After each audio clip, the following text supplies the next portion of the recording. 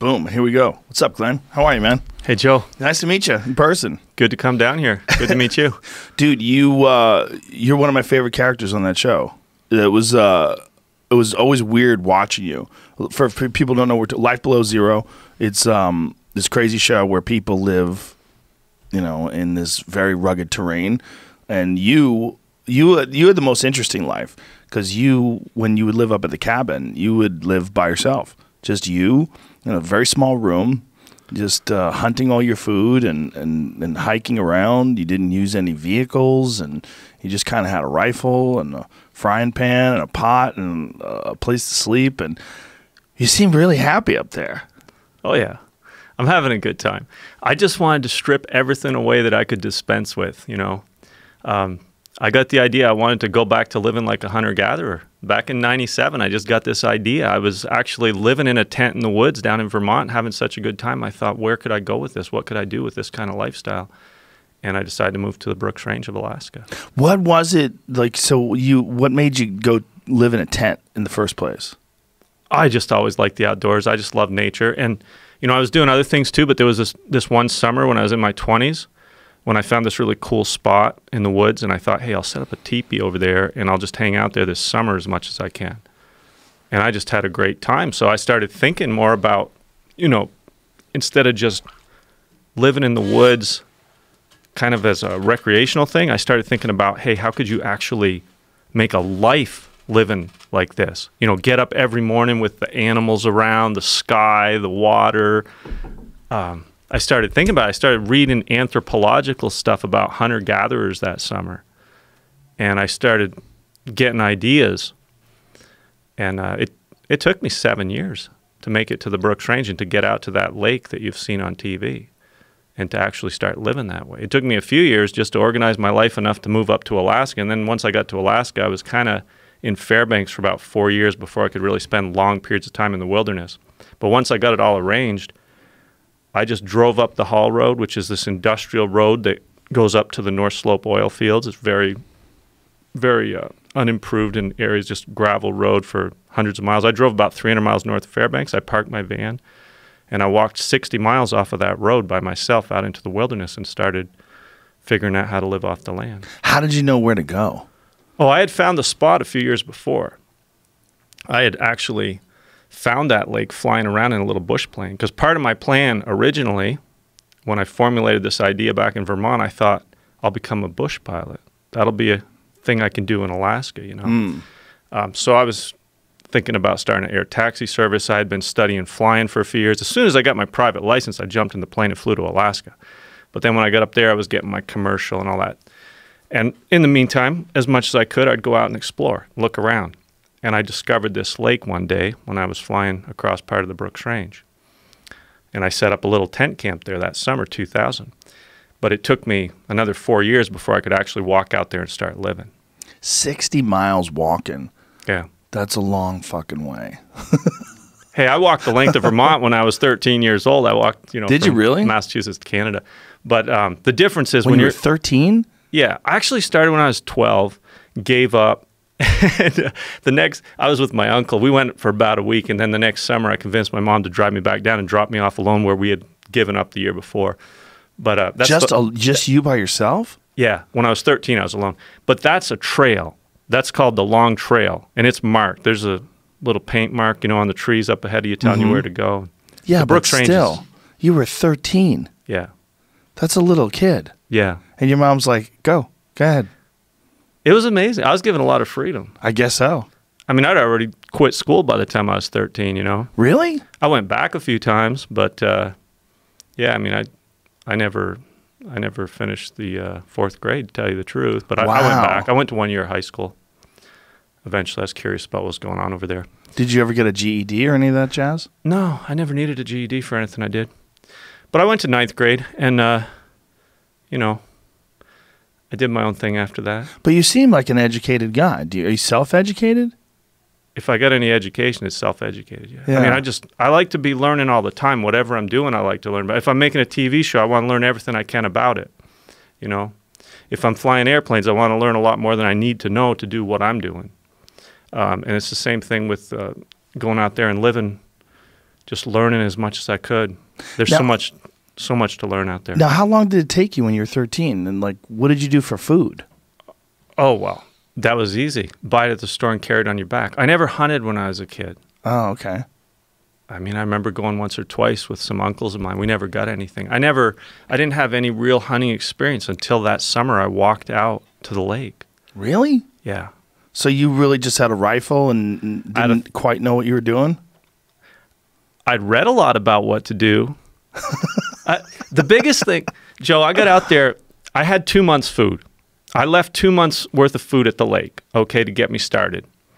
And I walked out there in July. Can I pause you for a second? When you say 2 months' food, like what did you bring? Oh, I had left basic stuff, grains, some beans, some rice. Stuff that you knew you could survive A jug off of oil, basic, some flour was out there. And I left that the year before when I had a plane. My whole plan to become an air taxi and do the bush flying, at that time I realized this doesn't go together with living off the land in the wilderness. So I actually sold that plane that summer and drove up the road and walked out to where I had left these supplies the year before.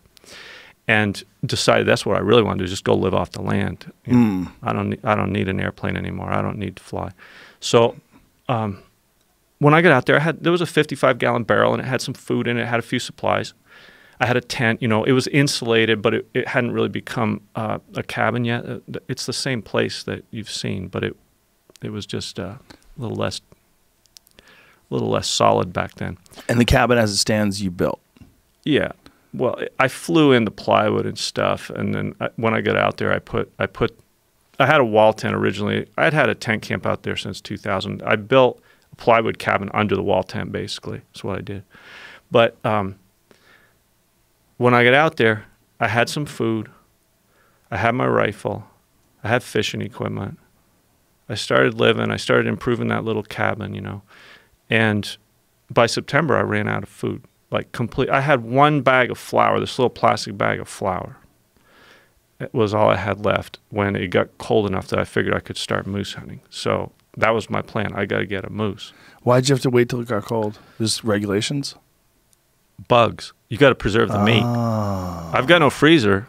Right. I had to wait until, like I still do when I hunt moose.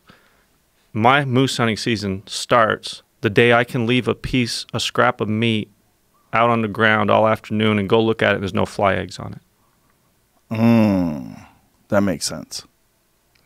Wow, that's crazy. So you have to, other than the rifle aspect of it, you're really living like a primitive hunter-gatherer. I would have used a bow and arrow if I thought I could have survived. There's your spot right there. There it is.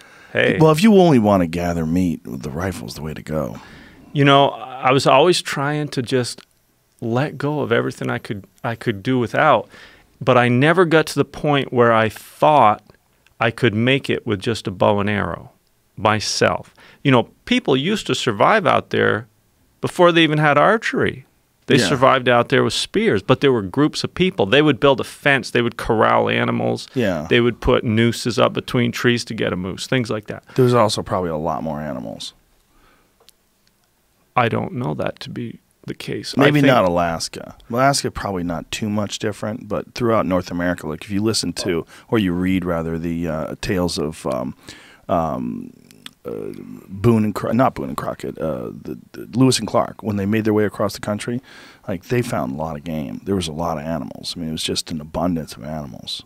And then, of course, if they ran into buffalo, obviously there was millions and millions of buffalo. Unbelievable. That's the difference between Alaska and down here. Down here, we've modified everything. Yeah. We've paved everything over. Alaska's still wild. Northern Alaska is the most wild place left in this country. That's why I went there. It's barely this country, too. I mean, it's not even attached. Yeah, some people don't really think of Alaska as the United States. It's not. But it's not. It's a frozen Puerto Rico. It's way up there. It's not even connected to us. It's one of those weird ones. But it is wild. And you see, actually, that's what drew me to it. The first time I ever saw the Brooks Range was years before I moved to Alaska. I was on a flight. I used to get jobs as a courier. When I was in my 20s, I was real interested in traveling. And I found out this way I could travel all over the world as a courier. So I would go to New York City. I'd get these jobs as a freelance courier and take off to wherever they need me to go.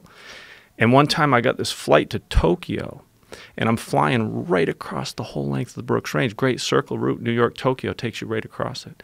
600 miles of mountains from the Canadian border over to the Chukchi Sea across from Siberia. And there's one road across it in 600 miles. And I was just glued to the window the whole flight looking at that. Wow. I thought someday I'm going to go check that place out on the ground, you know. I mean, it's incredible when you see those mountains. They're big mountains. They're up to 9,000 feet high. And that one road is the Hall Road? Yeah, the Hall Road, also known as the Dalton Highway.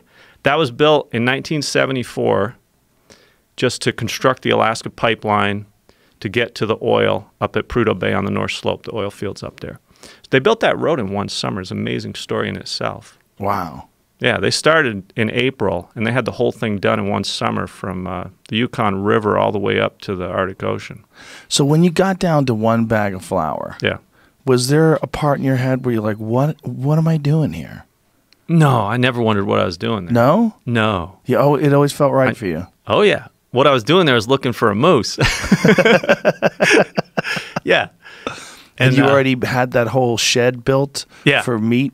Oh, there's no shed for meat. Well, what's that thing that you do where you have everything like the sod covered house? up, the sod house? Yeah. No, that came like 4 years later. Oh. Yeah. No, I didn't have that yet. I didn't even have a meat pole. Really? No, I built the meat pole after I got the moose. The same meat pole that's still there that you've seen is 20 feet high. And I built that with a piece of parachute cord and a little block and tackle that you can fit in the palm of your hand that just had parachute cord around it. And I had to get, that big, I'm actually talking about that platform that's right beside the meat pole. Right. The meat pole's 20 feet high. The platform Let's explain is to 15 people feet high. what a meat pole is so that they know. That's like my freezer. I don't have a freezer out there, so I just hang meat up and I live in the freezer. The Arctic's your freezer. From September until usually sometime in May, I can keep meat without anything other than the open air around it.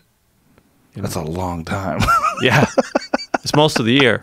Yeah. The lake's only thawed out from June until most years around the 1st of October, it freezes over. So you get about 4 months open water, about 8 months of ice. So you're basically living off of fish for those months? No. There was 1 year when I caught a lot of fish there because I stayed there. I stayed there one time 15 months without going to town. And just by yourself? No. I was only there for 4 months totally by myself, but I'm not totally crazy. I went back out and I got my woman to come in there with me after. She's totally crazy. Well, that may be true. I got divorced from her later, but actually, no. I've most of the time I've been out there, I've had a family with me most of the time. Wow. I went out there. I actually was. I got married before I went out there. I went out there for 4 months. I went back. I got Sylvia, my ex-wife, and we were out there for years. We would go back and forth. We would go to Fairbanks for 6 months, or sometimes a year. We'd go out there for a year. We would go back and forth. And then what happened was after we split up, I was out there one winter totally alone. And that's when I got on the show, right after that. The timing was perfect. I'm up there by myself. I'm living real close to the land. I mean, I'm sleeping under caribou hides that winter, and I'm eating just caribou. Like I had a little tiny bit of store-bought food with me, hardly anything. And I hadn't seen a human being in 4.5 months. Wow. And the executive producer of the show flies from L.A. all the way up there to meet me and lands. And How'd they know you were there? The summer before, I was in Fairbanks. And for a few years, I was trying to figure out how can I share this stuff I'm experiencing, because it's incredible. I'm realizing that this is not ordinary life anymore. And there are a lot of people that don't even realize what's going on out here in the middle of the wilderness. So I'm talking to people. I'm trying to find some kind of a filmmaker or somebody, and I don't know anything about it, but I'm trying to find somebody to help me do something like a documentary or something like this. So my friends know this. Somebody handed me an email address, They said, you should write to this person. They're looking for people like you. They told me it was a filmmaker. I didn't know what it was. I sent off an email. I said, hi, you know, I live in the wilderness. I'd like to talk to you about if you're interested in making a documentary. And a few days later, I started walking from the road again to get back to my camp. So I left them a satellite phone number. I said, this is my only means of communication. It's a satellite phone. I don't keep it turned on because it runs on a battery. You can send a message to it. I check it once in a while. It's basically for emergencies only, but you can communicate with me this way. And I put that in the email, how to do it.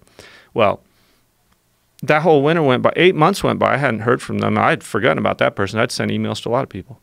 And then one day I turn on my phone and there's this message there. They want to talk to me.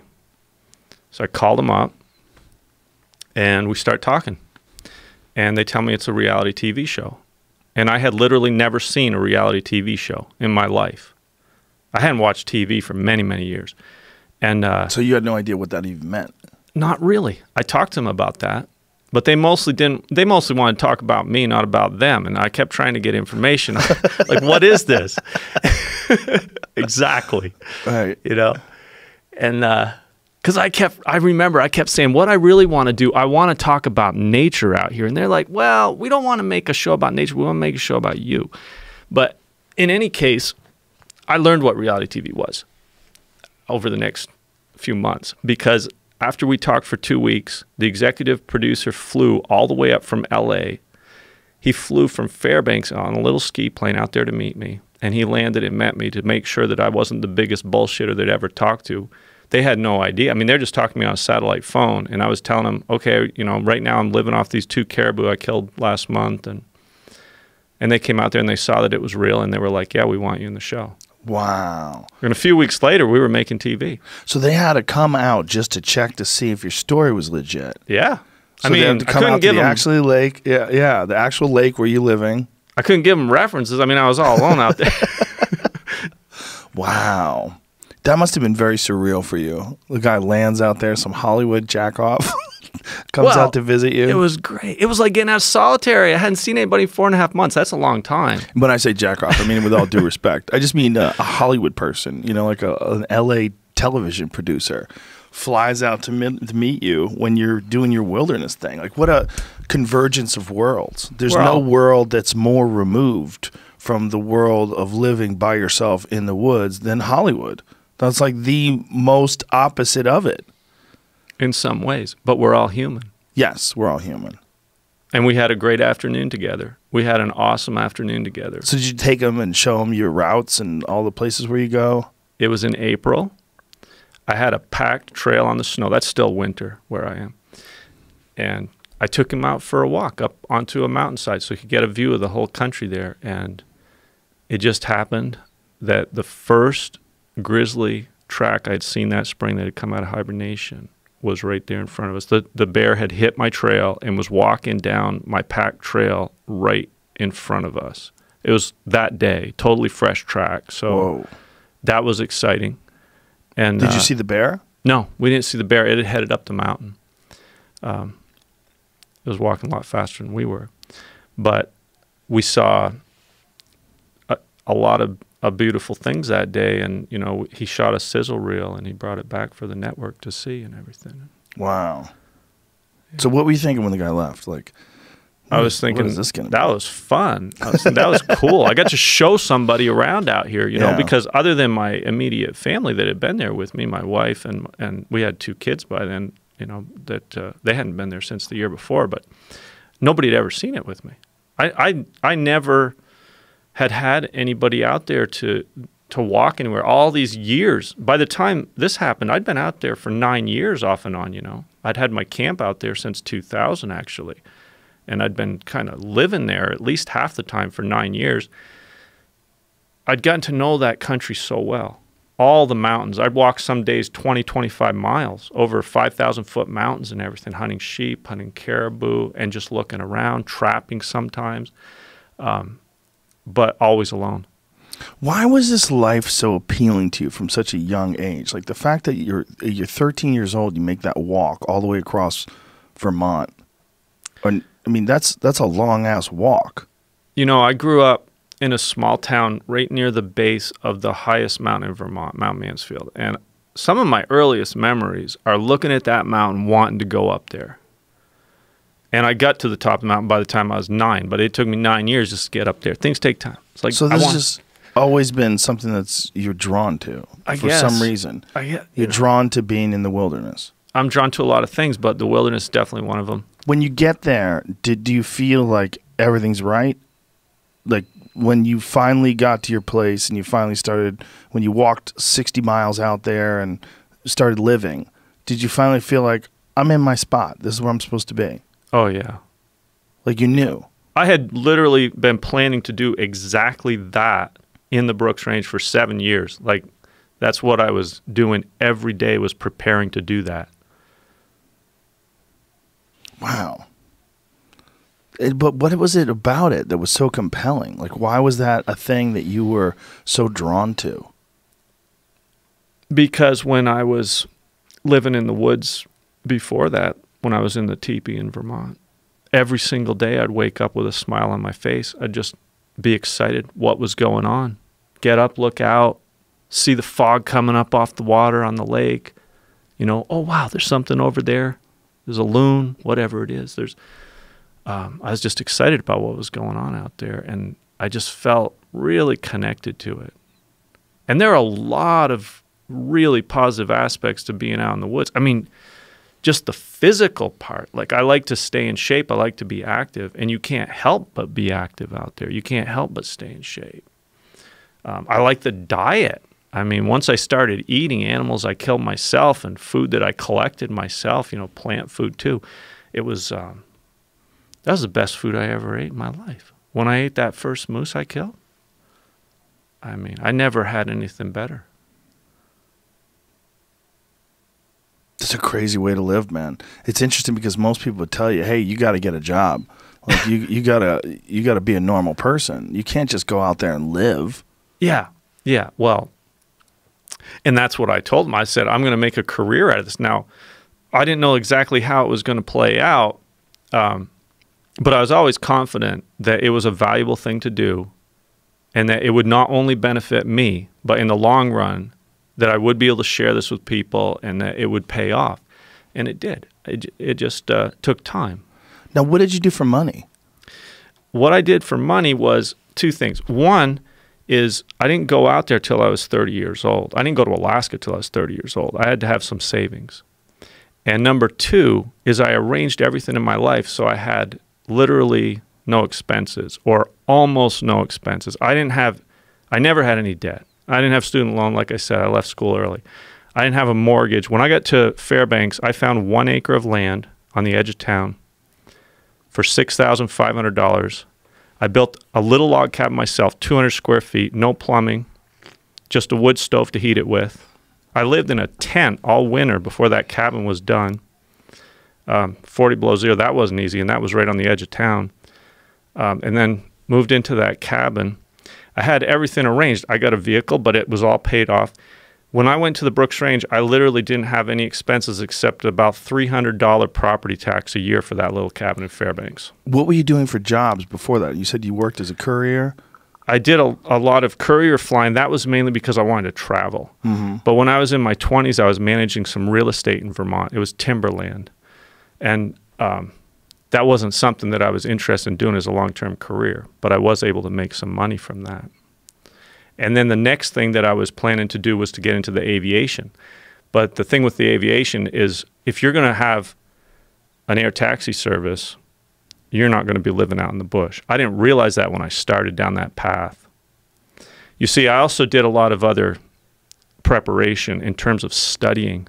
And one of the things I did too was I made these shorter forays into the wilderness. So the first place was in northern Canada. And I went up to northern Quebec 5 different times. One time, my girlfriend at the time and I, we spent 6 weeks canoeing across a part of northern Quebec. Never saw a single person in 6 weeks.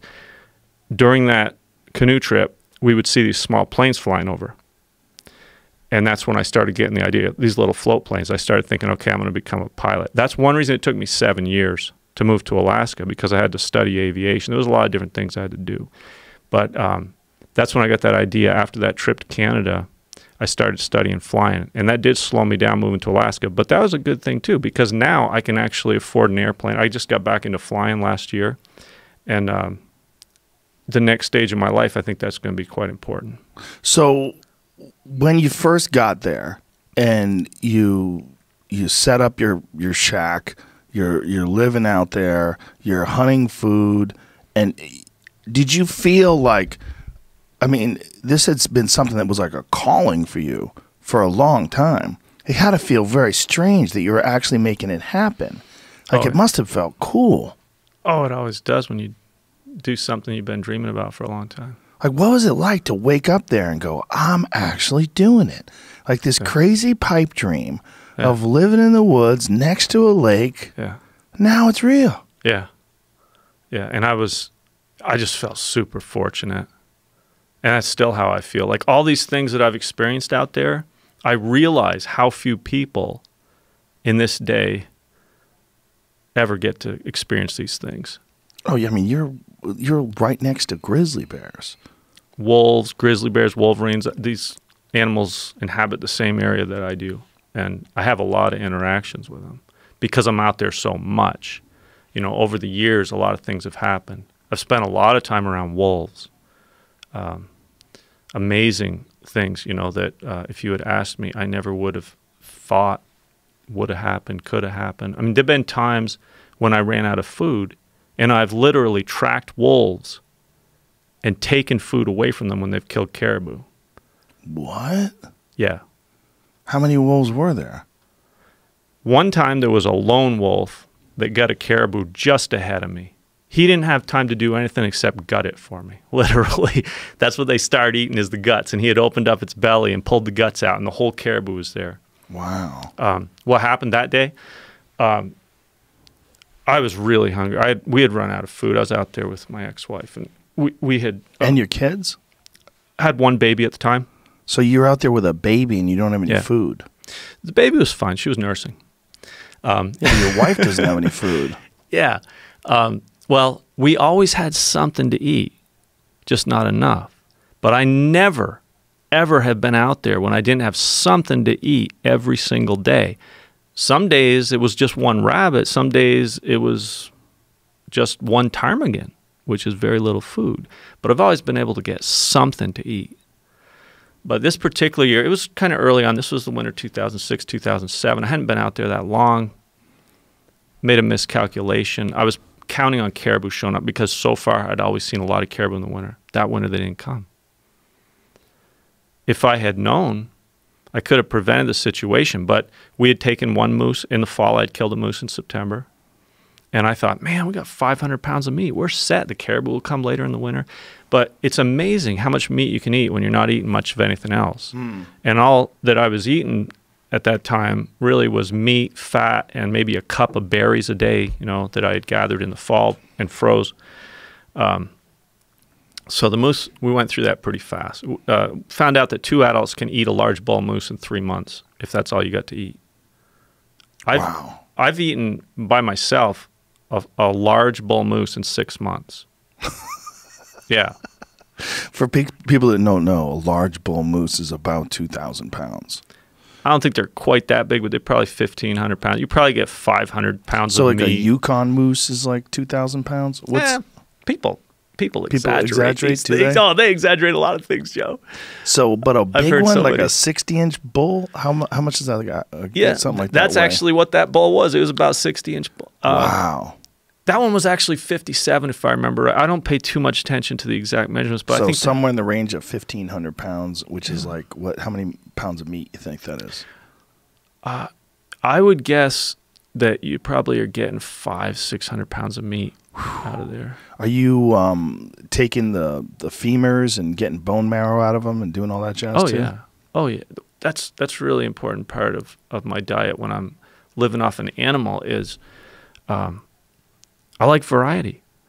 And the animal has a ton of variety in it. One caribou will give you so many different options in terms of food if you know how to utilize it. I've eaten everything out of a caribou except the poop, literally. You can even eat part of the antlers when they're really? Oh yeah, in the spring when they're growing, they're soft on the ends. It's like a pickle. You skin them You take the velvet off. In the last inch or two, it's got the consistency of a pickle. They're great. Really? You eat it raw? Yeah. I eat a lot of animals raw. I eat a lot of parts of a caribou raw. But anyway, you get a lot of variety because you eat all the organs, you eat the eyes, you eat the brain, you eat the liver. You eat the brain? Kidney. Oh, yeah. Really? Spinal cord. Whoa. Like I said, I've eaten everything except the poop out of a caribou, literally. I mean, you can even, the cartilage, you can get all kinds of variety. And it's nutritious. It's good for you.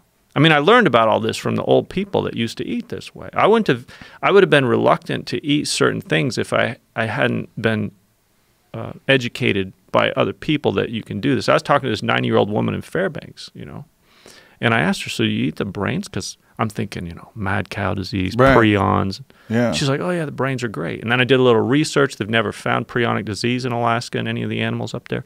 So I was like, okay, I can start eating the brains. That's an issue that's happening more and more here in the lower 48. You're getting a lot of CWD, which is another prion disease. Very scary stuff. It's there's parts of Wisconsin where my friend Doug Duran lives where, 50% of the deer they test positive for CWD. Yeah. Which is a real fatal disease and hasn't made the jump to humans yet, but they're very concerned.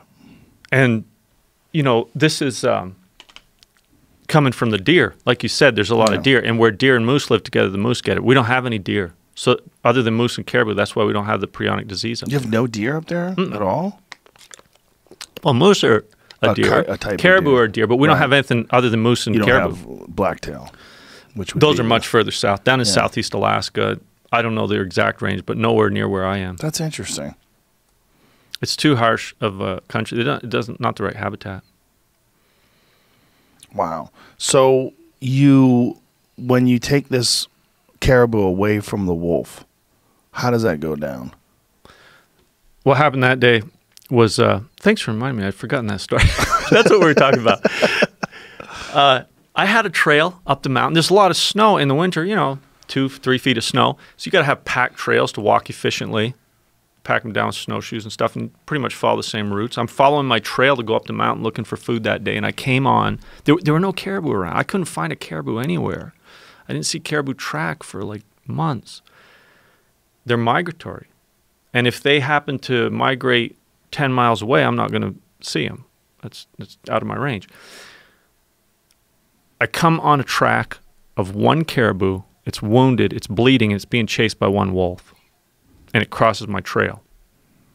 So I start chasing him. It was real fresh. It was snowing out, and I could tell that this has just happened. This injured caribou, this wolf is chasing it up this mountain. They're right ahead of me. I got to follow this. So you have a rifle?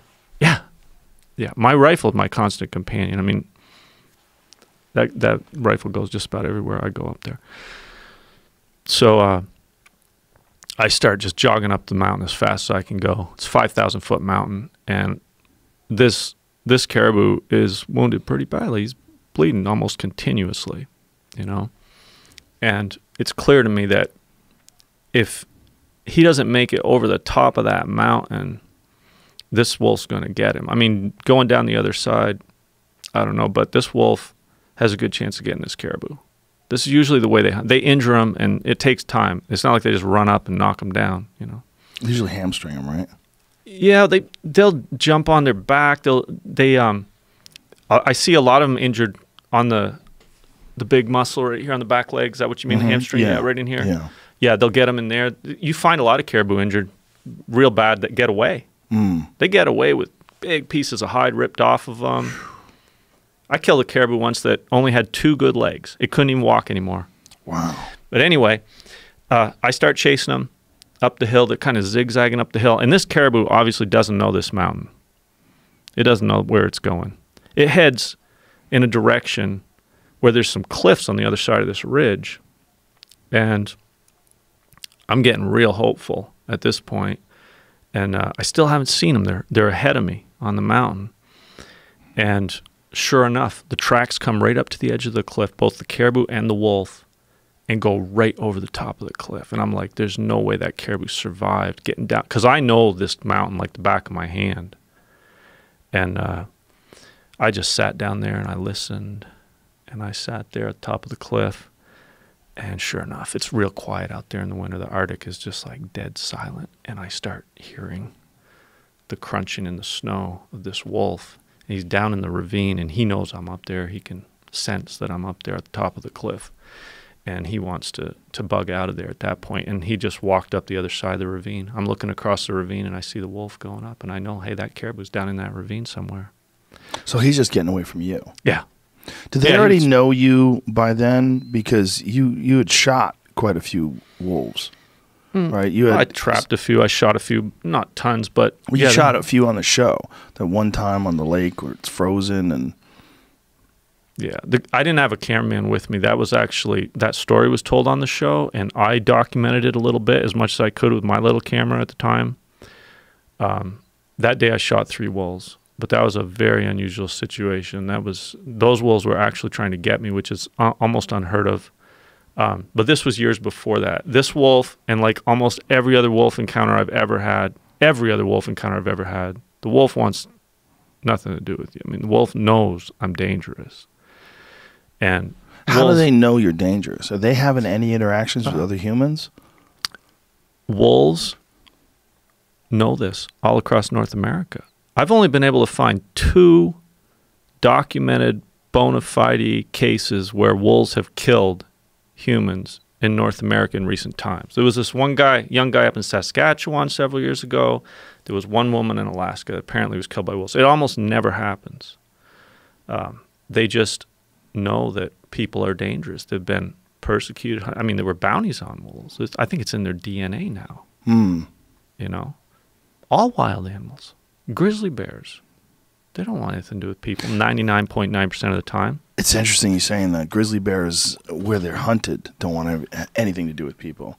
Right. They're having a real problem with grizzly bears in places like Montana, where they don't hunt them, right, where they don't have any fear. Many, many generations of no fear of human beings, and you're getting a lot of maulings because of that. Yeah, I wouldn't be crazy about walking out in a national park where you're not allowed to bring a gun. Yeah. Well, Montana in particular, they have a lot.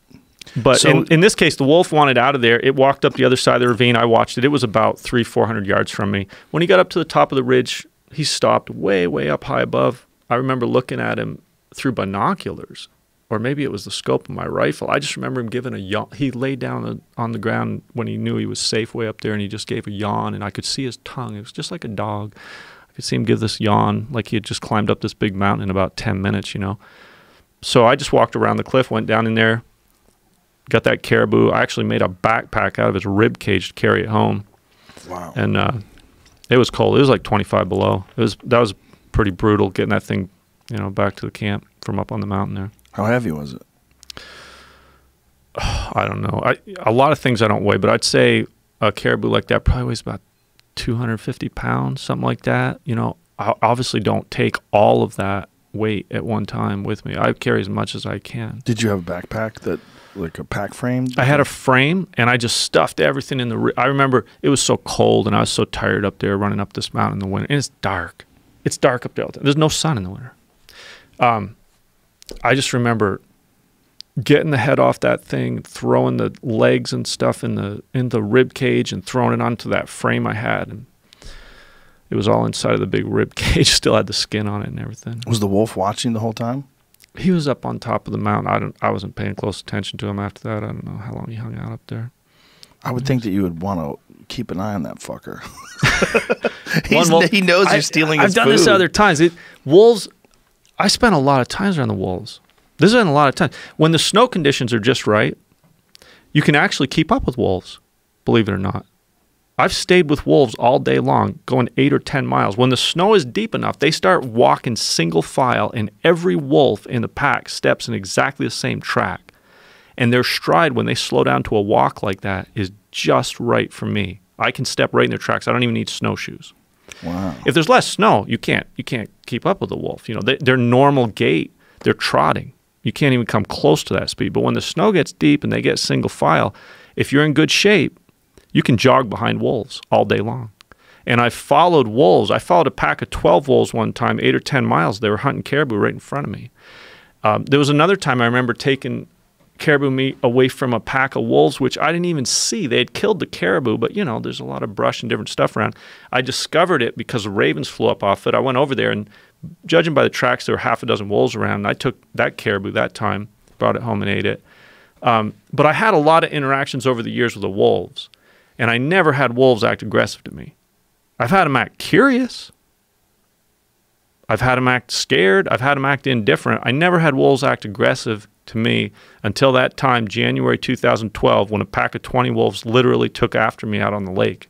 And I did shoot 3 of those wolves. And what was that about? Why do you think they were taking after you? It was a very unusual situation. First of all, there were 20 wolves in one place. That's unheard of up there. That's totally unheard of. The largest pack of wolves I've ever heard a count of that far north was 17 wolves, and that was back in the 1970s. And usually there's 5, 6 wolves in a pack up there. It's a real hungry country. It's hard for them to feed themselves. If the pack gets bigger than that, they have to split up and go somewhere new. But I don't know what happened that year. I don't know if 2 packs combined. I don't know if the pack just grew to that size, but it was unheard of. Anyway, I'm up on a mountain. I look down at the lake. It's in January. It's just twilight in the middle of the day. I see this big brown spot out on the ice. I'm like, what the hell is that? It's like out in front of my cabin about 500 yards, this big brown spot. First I thought it was water overflow that comes up through the ice sometimes when you get a crack. I get out the binoculars, I'm looking, and holy cow. That's a giant pack of wolves that just took something down on the lake. I can see like one of them's breaking off, and then coming back over, and I realized what's going on. There was very little snow that year. Even though it was January, it had been cold since September, but very little precipitation.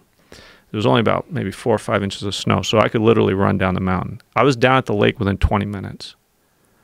And I went right to my cabin. I got my camera. I got my tripod. I'm like, this is phenomenal. I got to document this. And I start walking across the lake out to where they are to get pictures of this. So I get about 350 yards from these wolves. I still don't know what the animal is that they got there. And, I can hear them.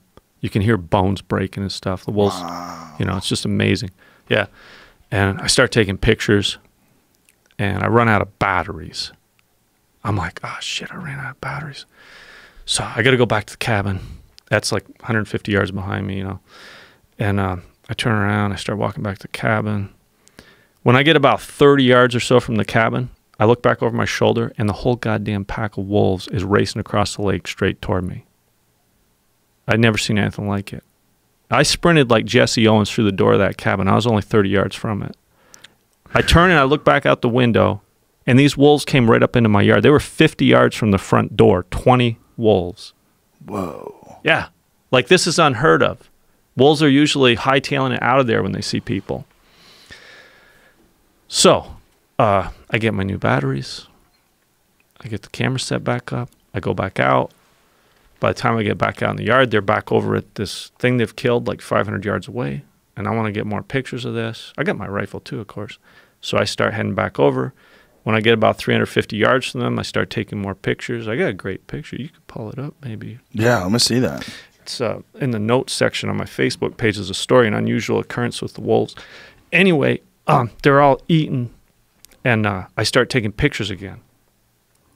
And after I take some pictures, first 1, then 2, then 3, the wolves, they're like, I can see they stop eating and they're looking at me. They're like 350 yards away, but I can just see that they notice that I'm back out there on the lake, and they're sizing me up kind of. And then I see some of them are just really slowly moving toward me, like walking a few steps and stopping. And I'm thinking, yeah, I got my rifle and everything, but there's a lot of wolves there. How do I know they're going to stop when I start shooting? So I decided maybe it's best to just make a slow retreat. And I started backing up and walking back toward the cabin. And the wolves, it looked like they were slowly walking towards me as I'm walking toward the cabin. When I got about, if I remember right, it was 100 yards from the cabin,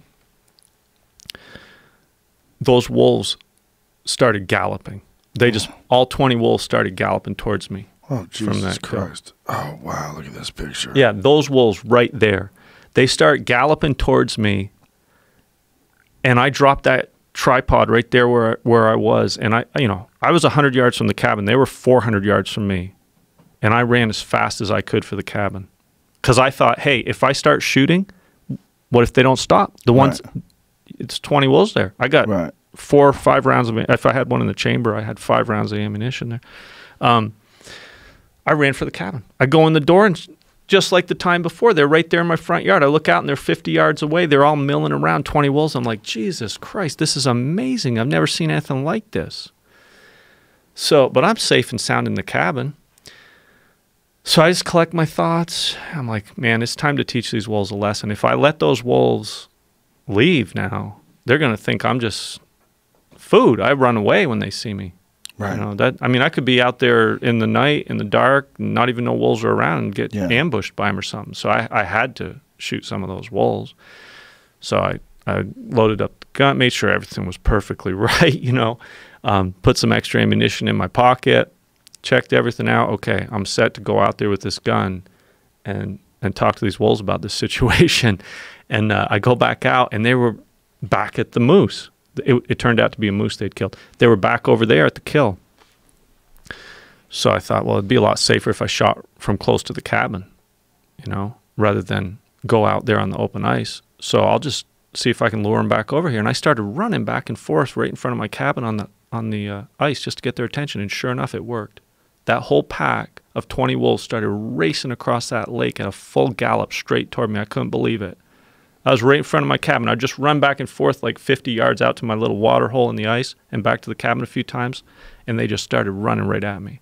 So I sat right down there on the bank, on the shore, right, 15 feet in front of my porch, and started shooting. I think if I remember right, the first one I hit was 264 yards. I measured it all off the next day. It was kind of interesting just checking out the tracks and seeing what had happened. I hit 3 of them. Yeah. What happened when one got hit? They stopped at the closest tracks to me were about 40 yards, you know. When it was happening, it was happening so fast. I was just sitting down, braced, shooting. I remember reloading after I shot 5 times.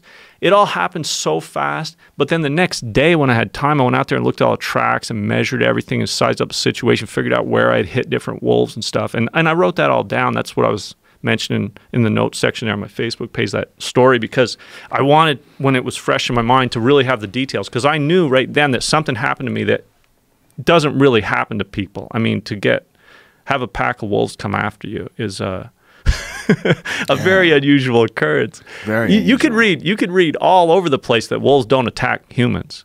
I've read that many times. But they have. At least particularly historically. The whole Little Red Riding Hood, that's all because they were trying to warn children about wolves. Yeah. Do you know the story about World War I and the wolves? The Germans and the Russians had a ceasefire in World War I because so many of them were getting killed by wolves. They decided to stop killing each other and kill the wolves, because they were losing so many guys. And then, if guys got shot on the battlefield, the wolves would find out, and the wolves would tear the guys alive. Wow. Yeah, it's a crazy story.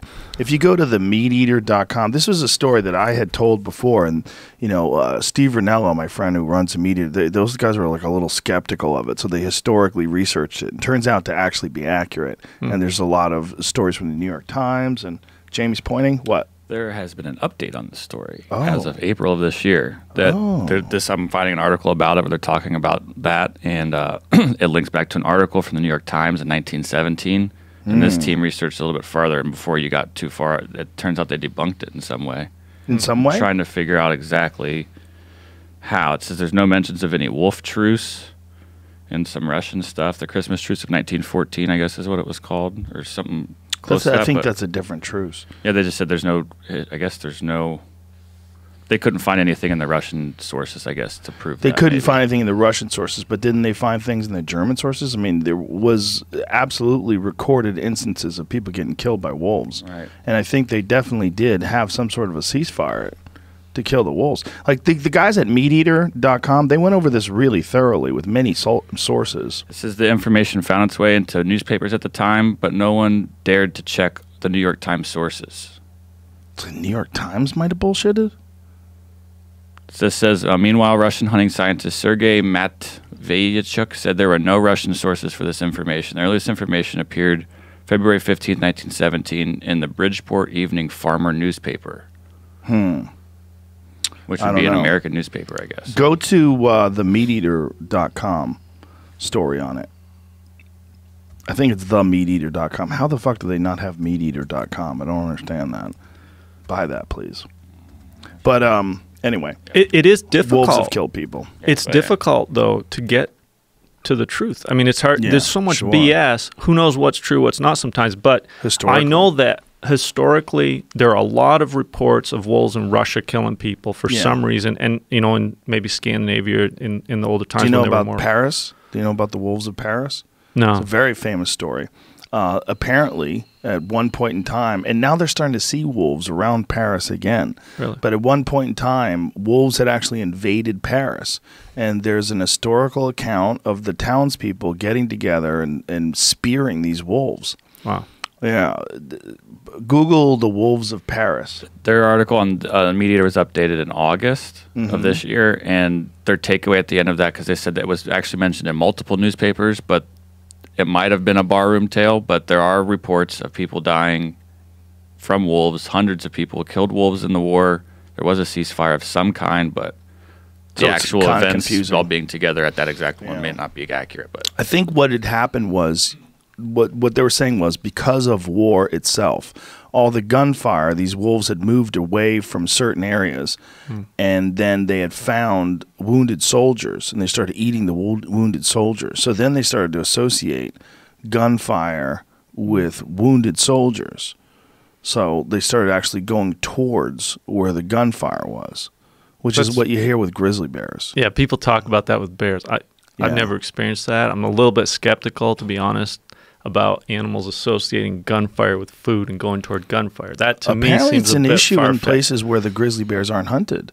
People claim that. Yeah. Yeah, well, they have rules in certain places where if a grizzly bear finds your elk, you have to leave it alone. Right. Like you're not even allowed to scare it off. You have to get out of there. Like it's not yours anymore. Yeah.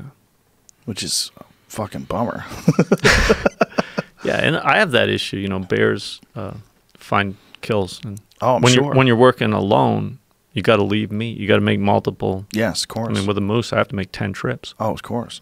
Now, when you found these wolves, and you when you started shooting and you hit one, did the other ones freak out? Did they realize what's going on? They started putting on the brakes, but like I said, the first wolf I hit was over 250 yards. I think it was 264 yards, something like that, from me. And some of the tracks came about 40 to 50 yards from me before they had stopped. They were doing U-turns, you could see, in front of me. They were all just milling around. When I was reloading, I just remember seeing all these wolves milling around in front of me, like running around in circles, and I was like, holy cow, and I'm reloading. And I remember shooting one more time as they were headed away, but they all took off. They headed into the woods, and one of the wolves that I had hit was paraplegic, but he was still going on 2 legs. So I ran in. Spined him. Yeah, I ran in the cab. The other 2 had just dropped immediately. One of them was hit right in the head. But I ran in the cabin, grabbed my 22 because I didn't want to put a big 30-06 hole in this wolf that was paraplegic. And I chased him down, caught up with him, shot him with 22. Then I could hear all the other wolves howling and howling. They're like, probably almost half a mile away from me by then. They were up in the woods on the other side of the lake, and I just ran over to that what they had killed, and this was the first time I saw it. It was a 1.5-year-old bull moose, and it was still all there. The legs were still on it. I got pictures of it and stuff. They had just started eating it not long before I started Are photographing. the pictures them. on your Facebook page? Not of that moose. They put those on LBZ, I think. What's LBZ? Life Below Zero. Oh, When they showed that story, that was way back. That was like 6 years ago. That was one of my first stories. That's a different moose. I got charged by one out there one time. so when you find the wolves that you did shoot, and you shot and killed 3 of them, Yeah. do you eat them? I ate some of those just because I was low on food. I don't like to eat wolf meat if I can help it. It's, to me, there's like cleaner meat and there's dirtier meat. I don't really like to eat bears. A lot of people eat bears. I've eaten the one grizzly bear that I ever shot. I didn't shoot him because I wanted to eat him. I shot him because I needed to shoot him. But if I have caribou and moose, I don't really want anything else. Really, ungulates is what I like to eat. Right, of course. They're cleaner. If you see the stuff that bears eat, I don't know why people are so crazy about bear meat. Some people really like bear meat, but I've seen what bears eat, and I don't really want to be eating bears. You know, it's rotten food a lot of times, right? Oh yeah, and I mean, you know, they just got a lot more parasites that can actually harm you. Yeah. Like a caribou is a clean animal. There's a couple things they can have that can hurt you, not too bad normally. But a grizzly bear, I mean, you skinning them and there's worms this long crawling out their ass, and they got a lot. And those worms can hurt you. You know, they're bad. If they get into a person, they can cause serious problems because they don't stay in your intestines. They go into your brain in different weird places. If the eggs get into you and they hatch because they're an unfamiliar host, they don't know where to go. Oh, Jesus. They go into spinal cord. They go all over the place. What do they do if that happens to you? A lot of kids have had big problems. The same kind of, very similar kind of worm lives in raccoons. So kids playing on the playground, raccoon feces has the eggs in it. Oh, wow. It's Balis ascaris is the genus of worm. It's like a roundworm. Normally, it doesn't cause the bear too much problem. It just lives in their intestines. But if that larva, if you get an egg in you and the larva doesn't know where to go, he's in an unfamiliar host and they act differently, they'll migrate into weird places in your body, like nervous tissue. They get in your eyes and stuff. Oh, Jesus Christ. Yeah. Yeah. Oh, look at that. Someone's got one in their eyes. Oh, Jesus. The parasite on the playground. Roundworm. Wow. Look at that, man. In the eyeball. Yeah. And what did they do? Well, I've never got one in my eye, so fuck that. Look at that thing traveling around inside this person's eyeball. Fuck that, man. There's a lot of parasites out there. That's the thing people don't realize is like humans used to have a lot of parasites in them. Look how many people have them in their eyes. Look at all those pictures of the eyeballs. Yeah, I killed this one bear one time, and those worms, they were... one on the left, Jamie, right to the left of your cursor, right there. Click on that. It says 15 worms in that one. Click on that. Oh my God. Their eyeballs overcome with fucking worms. Yeah, I've had to deal with those worms, but not in me. 15 centimeter, that's what it says. Oh, okay. Oh, that's so long. Yeah, they're long. They're long. They're about as big around as your pinky, or at least my pinky.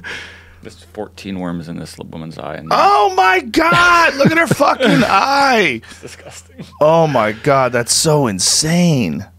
Oh, fuck parasites, man.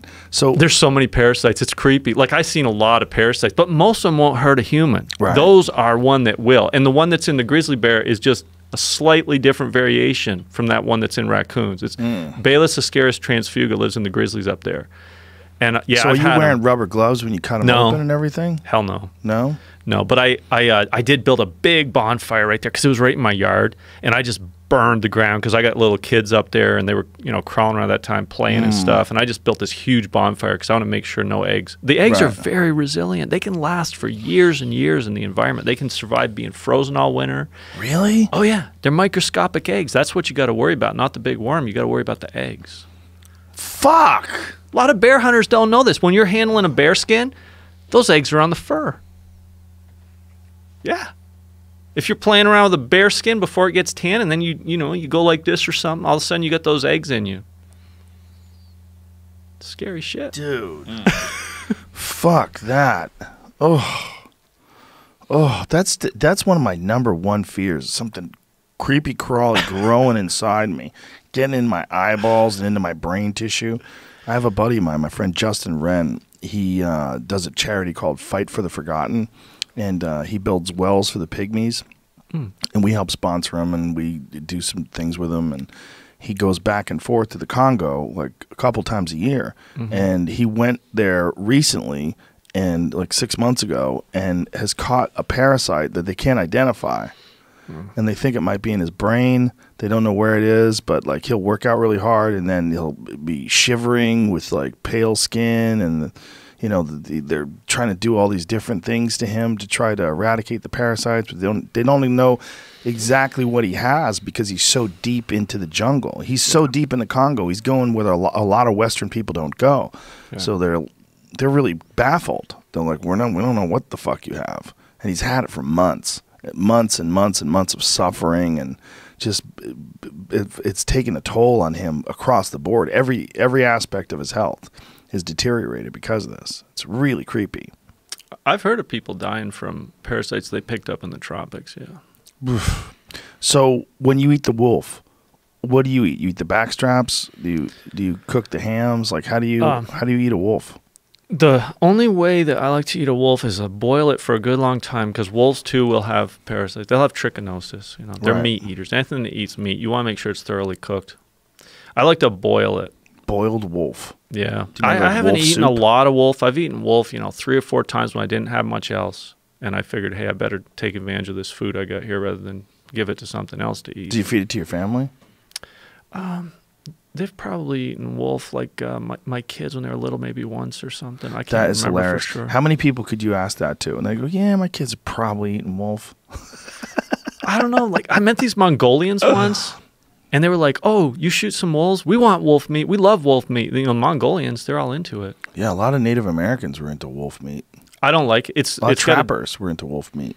Well, that's what they had to eat. But yeah, but some of them actually preferred it. Really? Yeah, there was something from the Lewis Clark exhibition. Oh, yeah. There's another thing that expedition. That was something from Ranella was telling me about. Some guys actually preferred wolf meat. It's like their favorite meat. Domestic dog. The Lewis and Clark expedition, they would buy dogs from the Indians and eat them because they didn't want to eat salmon. They had fish, is what I heard. They could have eaten, but they'd rather eat dog because they wanted red meat. Oh, Jesus. Yeah. Wow. When they got way out, like the Columbia River area. So did you eat these wolves that you shot? I ate a little bit of it because I was short on food at that time, that winter. Not like the whole thing, but a few meals of it. So you boil it, and how do you do it? Like onions and potatoes, make a soup? Oh, I didn't have anything like that. No? I mean, no, I'm out there all winter long. That was 2012, 2013. There was... I didn't have any vegetables. Do you know where I get the vegetables? Out of the caribou's stomach. What the caribou eats for plant food, that's what I get for plant food in the winter. That's the only... So you would actually eat their stomach contents? Yeah. Really? Sure. People's done it for thousands of years. I believe you. I believe they have. Not only that, but I pickle meat in it. I'd take tenderloins off of caribou are great pickled in their stomach contents.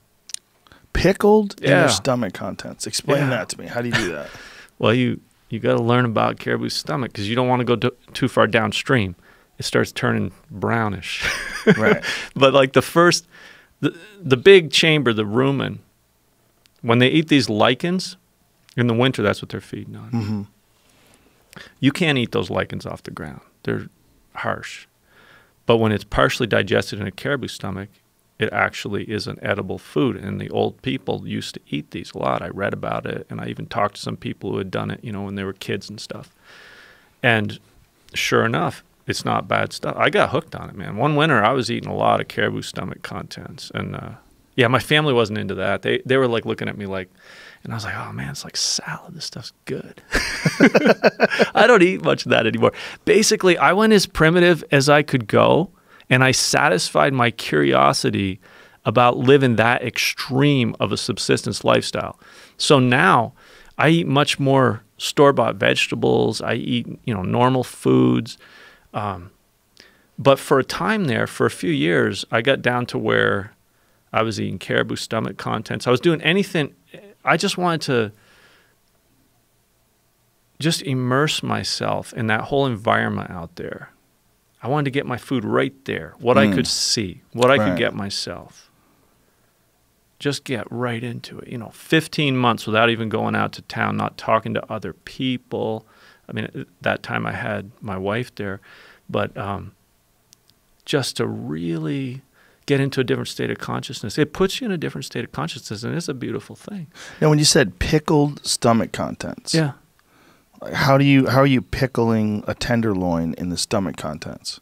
You just take the caribou, you get to the right chamber of the stomach. They got 4 chambers on their stomach, You just cut a little slit in it just after you've pulled the guts out, and you just slip the meat in there.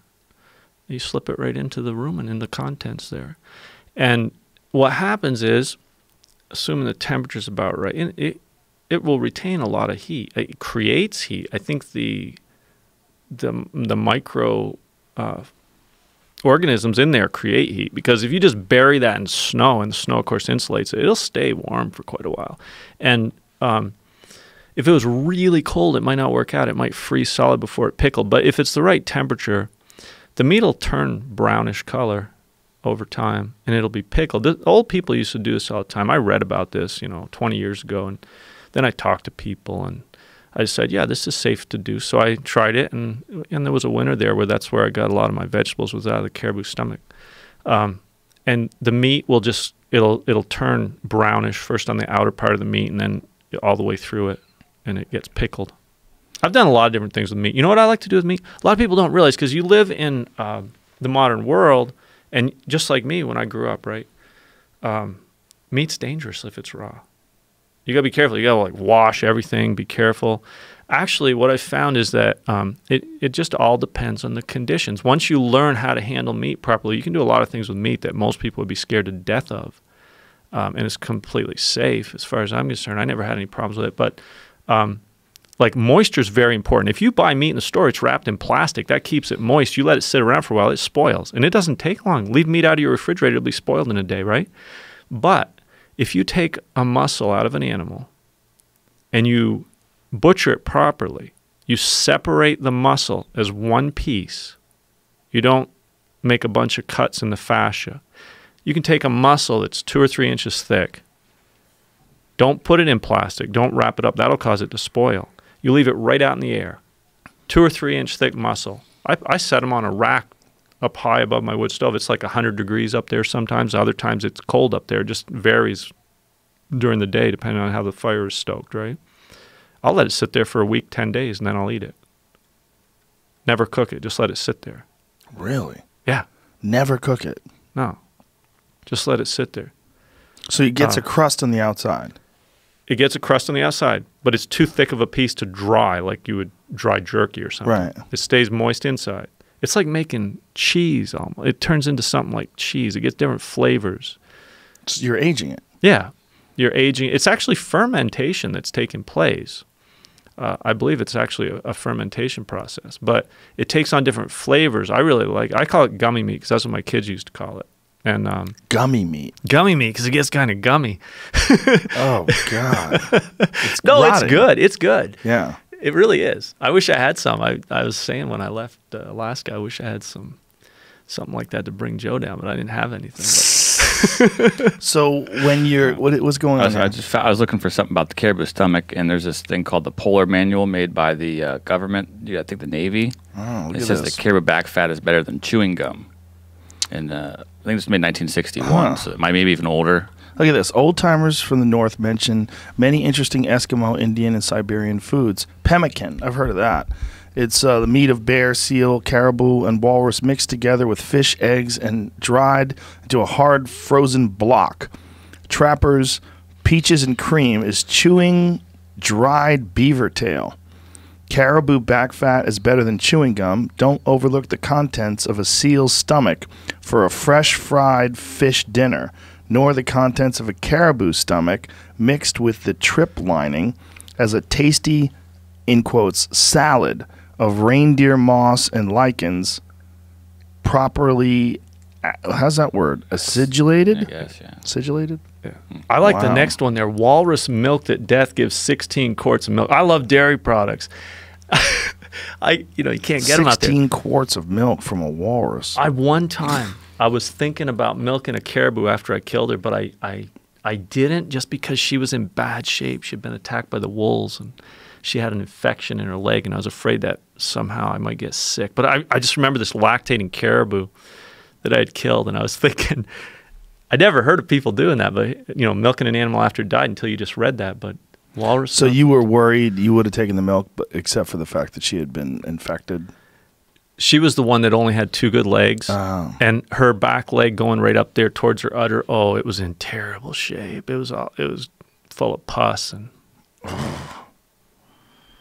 Damn.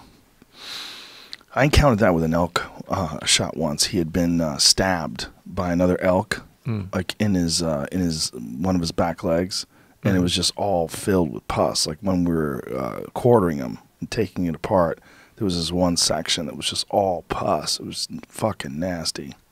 I've seen the same thing in a moose, stabbed in the back, like in the haunch there, Yeah. by one of the tines. So when you boiled the wolf, how are you eating that?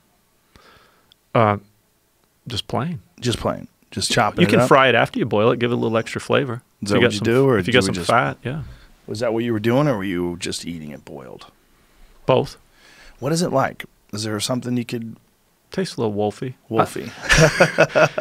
I'm not much into wolf meat. It's Right. You know, it's It's a desperation food, right? Is Yeah. that how you would look at it? if I didn't have something else, I'd eat wolf. But Yeah. you know, I got other things. There's all kinds of stuff you can do with food. You can, you know, you can get as primitive as you want. Yeah, I can imagine. But there's so much else going on. Like for me now, if you want to live that primitively off the land, that's all you do. It takes all your time. Mm-hmm. If you want to share that life with other people, like what I've been trying to do the last 6 years, you can't just do that. Yeah, because Not you, to that you don't extreme. really have the amount of time to hunt and gather like you would. Yeah, I wouldn't even have the ability to communicate. Right. I wouldn't even be able to arrange to be on your show if I was out there living the way I was living, you know, 6, 7, 8 years ago. Right. So I want to, like, how long did it take before you got it down where you knew what to do? Like you said, when you went out there the first time, you really had never even hunted before. Correct. So how long did it take before you had like a system down where you're like, okay, I got this. I know what I'm doing. Well, I did my homework. I did a lot of reading before I went out there. So, you know, I picked it up pretty fast. Like that first moose I killed, the biggest thing I had ever killed before that was a snowshoe hare. But I did all right. I mean, I salvaged that whole moose, and it was 600 yards from the lake. I got it all down to the lake. I got it back to the camp. I just believe in approaching problems in a measured way. Don't rush into it. It could be dangerous. You know, kids have gone out there. They want to live off the land, and they've starved to death. People have died.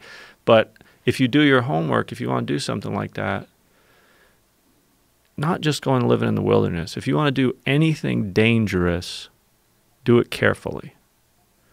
So I studied so much before I actually started putting it into practice that it came pretty fast. You know, within a couple of years, I felt like I pretty much had things together out there. A couple of years is a long time, though. So for a couple of years, you're just kind of piecing it together? Well, I was on a steeper learning curve the first couple of years. I'm still learning. I mean, we're all learning all the time. Right.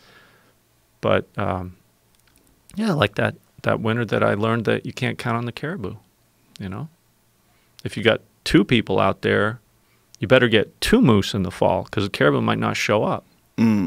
So would you, like when you shot a moose and you knew you had enough meat, you would stop right there? You'd say, okay, I'm good, Yeah. I mean, in the fall, normally, you know, like 14 falls I've spent out there, I've always gotten a moose in September. Always. And normally, if I'm alone, that's all I need is 1 moose. That'll last 6 months, even if I didn't get caribou. If I'm with a woman or I got 2 little kids out there like I did some years, that's not going to be enough to go through the whole winter. So you would get another moose. Some years I did get 2 moose. What are the regulations? The regulations, There's different regulations First for of all- subsistence hunting, right? not really. There's not? In that particular area, there really isn't much difference at all in subsistence regulations. There are a lot of myths about that. The only difference where I was in terms of subsistence regulations was federal regulations as they applied to migratory waterfowl. So I can legally, when I'm living there, hunt ducks in the springtime. But all the other seasons are exactly the same. But the truth of it is, Joe, when I first went out there, I couldn't even have a hunting license. The hunting license expires in December. How the hell am I going to get a new one? Right. I mean, January, February, March, April. Sometimes I'd go to town in the summer and get a new hunting license. You know, and I didn't even have a calendar. I didn't have a watch. There's times I didn't know, you know, I figured, okay, it's around the equinox. It's late September. That's the moose hunting time. But what mattered to me was that the flies were no longer laying eggs. Then I could hunt moose. It was legal because the legal season actually started even earlier than that. But I didn't care about the legal season. What I cared about was when I can preserve the meat. And, you know, the caribou season is pretty much all winter long, pretty much all year long. I think they got a month or two in the summer now you can't hunt them. But the season didn't affect me too much. I mean, one difference in my life now is that I play by the rules. I didn't used to play by the rules. It was illegal for me to even live there. When I got up to Alaska, I discovered that, hey, you can't just go live out in the bush legally, you know. I went and talked to the state. I said, this is what I want to do. They said, that's actually illegal. Well, it's actually illegal, but things were loosely enforced 20 years ago, too. I got away with it for 17 years before I had a permit to live there. So when you had to get a permit, do you have to tell them, hey, I've been living there for 17 years? Oh, no, they flew out. They flew out and told me, hey, you've been living here 17 years. You got to start paying for a permit. Really? Actually, you can't get a permit They to flew live out there. to visit Oh, you? yeah, yeah. I'd been waiting for 17 years. I built the camp, you know, the original tent camp in 2000. So I occupied that spot since 2000. It was a known thing. I had told people at the agencies that are managing that land that I was going to go out there and everything. But yeah, 20 years ago, it was just a little looser, I think. And also, I wasn't hurting anybody. Right. Who cared? There was nobody else out there. Right. It wasn't like there were other people that wanted to do something with that spot or anything.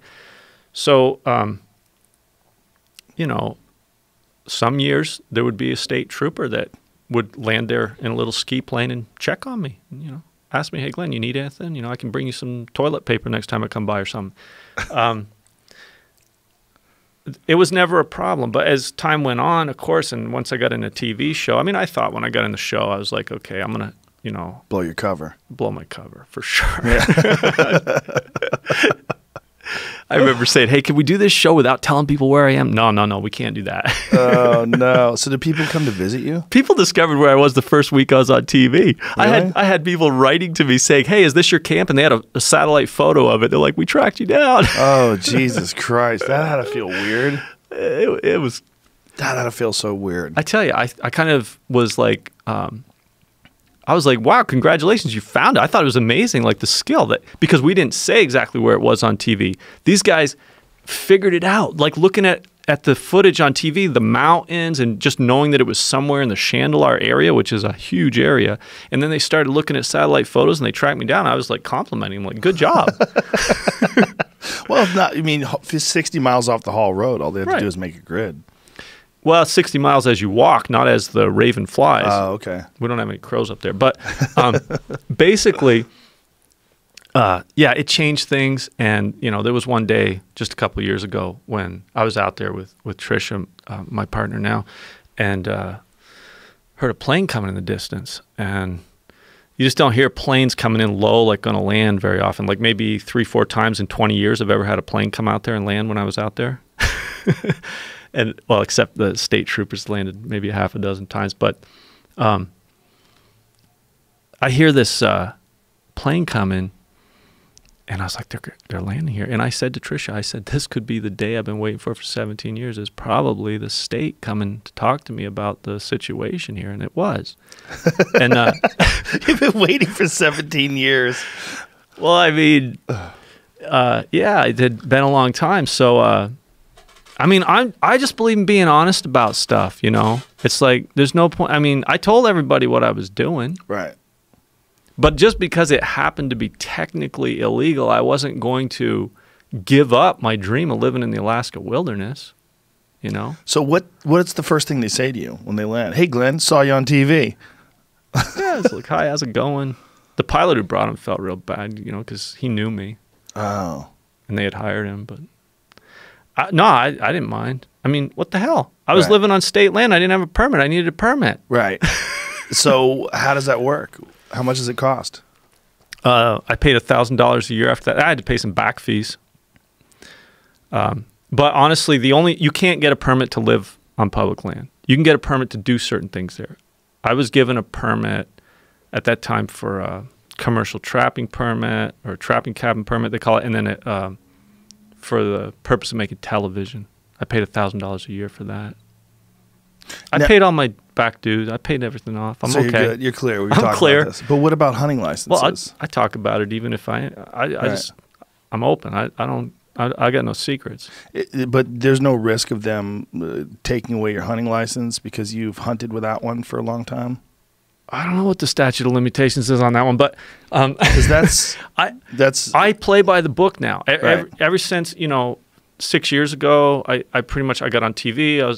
And by that time there was no problem getting a hunting license because I got a lot of planes going back and forth. And I mean, I always buy my hunting license. There were in the early years, there were times when I literally had no way to get a hunting license. Right. When it would expire in December. When I got to town the next time I bought a hunting license, I mean, I always paid every year. Right. But yeah, I mean, I try to do it by the book now.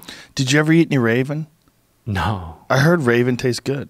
Ugh. I heard crow. I heard crow tastes good. I heard it's very similar to like diver duck. Like if you prepare it correctly, diver ducks, they Yeah, like a merganser or something. more of a fishy taste to them. Oh, you mean like like some of them, like a scoter. Yeah, but apparently raven, a crow, you can eat it. It's good. Oh, you can eat anything. It's whether or not you want to. What's the weirdest shit you've eaten? Weasels. Weasels. No question. That was the weirdest. Yeah, it was like that hand-to-mouth period when ran out of moose meat, caribou didn't show up. I was starving. I was literally starving. And I was getting a little bit to eat every day, but I was running all over the mountains, hunting, burning up lots of calories. And I can eat 3 or 4 pounds of meat a day. Some days all I was eating was a grouse or something. And there were a couple days when the only thing I brought home were a couple weasels. I was trapping marten. I had marten traps out, and sometimes weasels go into them. And I've eaten weasel. And I'll tell you something about weasel. They smell like a skunk. They got a scent gland. They're terrible. If you ever want a weasel for food, you got to skin it real carefully. You don't want to hit the scent gland. And then the other thing about a weasel is if you just fry them up real hot, they're so small you can eat just about every bone in them. Like the legs, you just crunch, crunch, crunch. Really? Oh, yeah. Yeah. And weasels crispy. are probably carnivorous, right? So you probably have to cook right through them, right? They live on voles. Oh, yeah. Yeah. Oh, I fried them right up until they were like They black. live on little mice, right? Yeah. Well, voles are mouse-like rodents that live in the Brooks Range. We don't have real mice. Oh, so a vole's like a cousin of a mouse or something? They're related. So you just fry it till it's just everything's dead, Yeah. hopefully? That was not good. That was the weirdest stuff I ever ate. I hope does it never taste eat a like? weasel. It's not good. It depends on how good a job you do skinning them. They smell like a skunk. I mean, flavor is mostly smell. Is your family eating this weasel too at the time? Sylvia at the time was out there with me. Yeah, she She ate some weasel? Yeah, What was the look on her face while she's eating weasel? she had a good attitude about it. She Wow. she was a pretty amazing woman in terms of taking to the bush. She was an opera singer in Berlin before she met me. I mean, What? She was. Yeah. Really? Wow. And my partner Trisha that I've been living with the last 5 years, she was an attorney in Boston. What? Yeah. Wow. Well, I get that. People sort are of. always telling me like you're never going to find a woman to live like that out there, but actually it's appealing to certain people. I think a lot of people, that's why people watch it on TV. People want to be free, right? Yeah. And people want to be alive. Yeah. And a lot of people don't feel it today. It's true. If you spend your whole life in an office or a courtroom, and before that you were in school, you've never really... Yeah, you just feel trapped.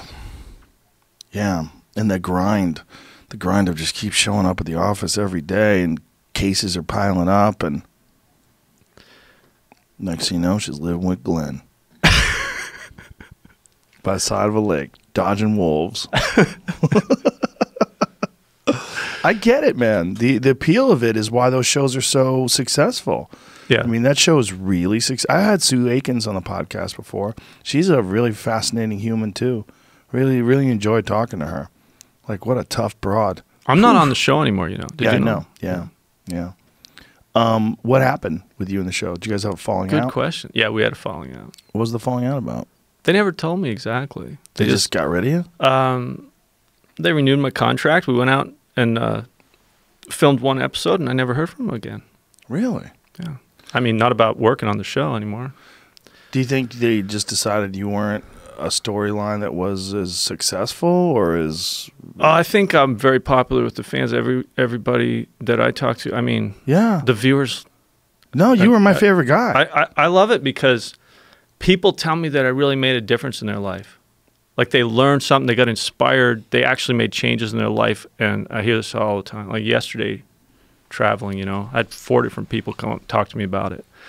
And, but I think I went about as far as I could go in this show because I was always pushing to tell stories or to share things that didn't fit into the concept they had. When you make a TV show, you got a concept before you find the people to put in it, right? Mm-hmm. And I mean, Life Below Zero is a show about supposedly people living a subsistence lifestyle in the bush, and that's part of my life, but there's a lot more to it. And I'm a person who's always trying to learn and grow and do new things and expand. So when they met me, I fit into their show like a hand in a glove.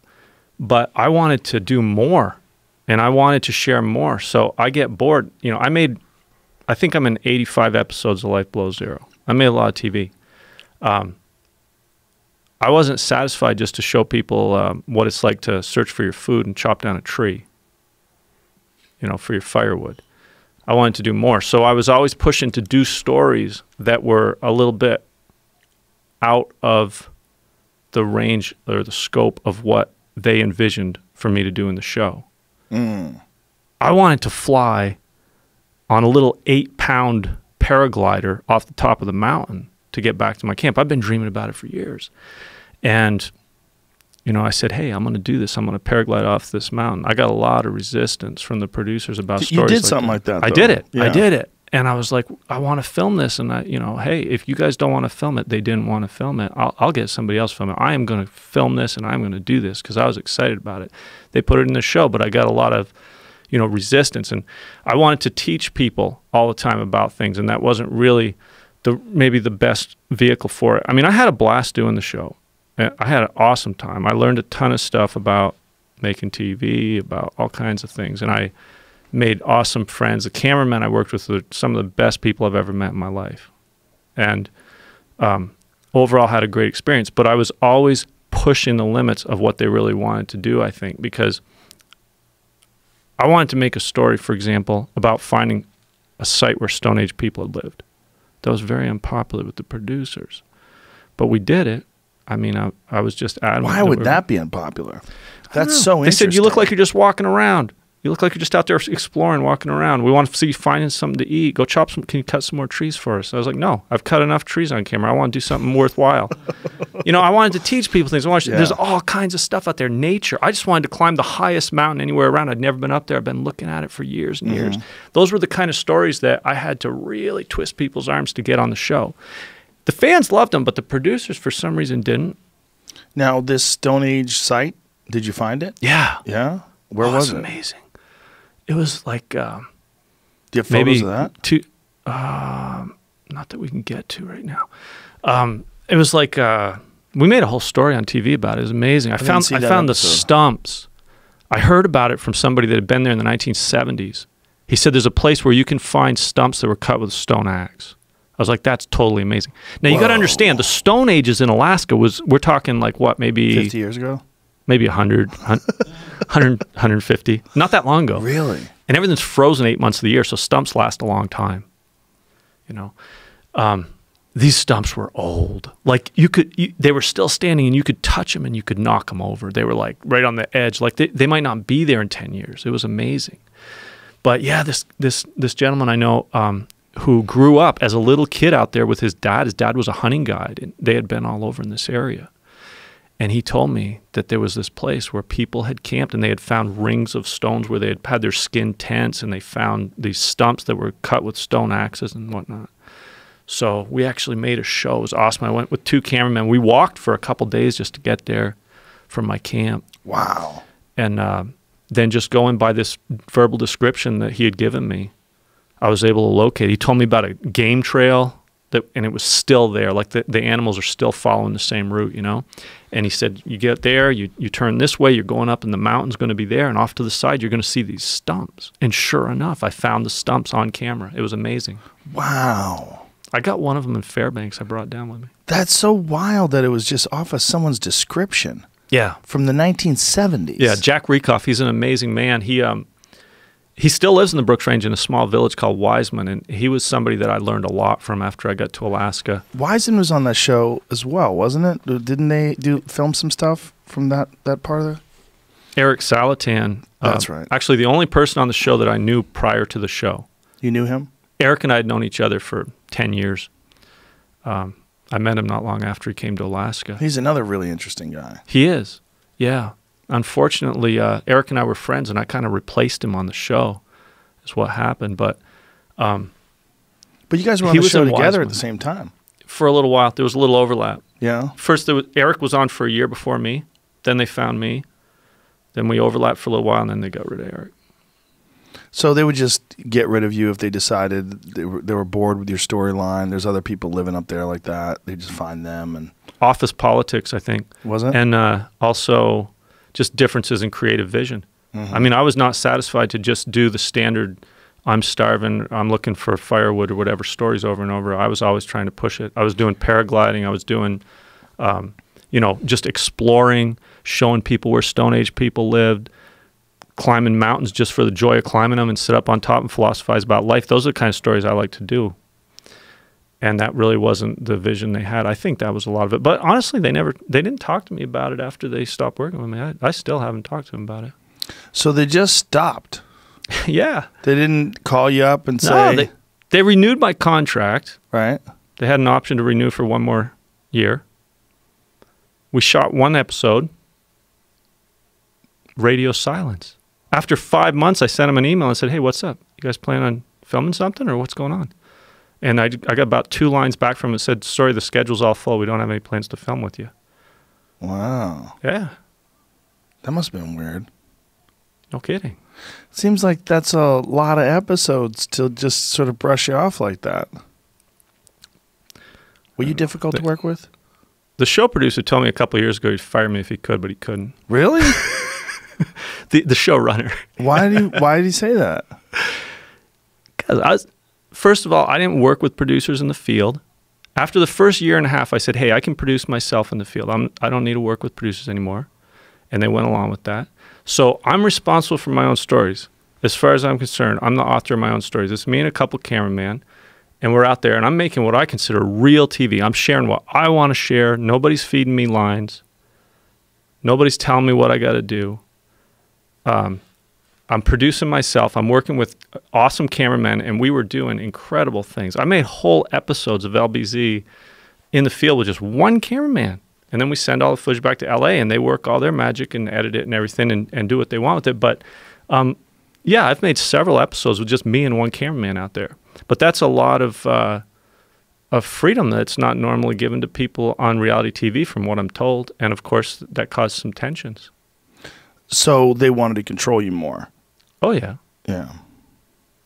So why did he say that he would fire you if he could?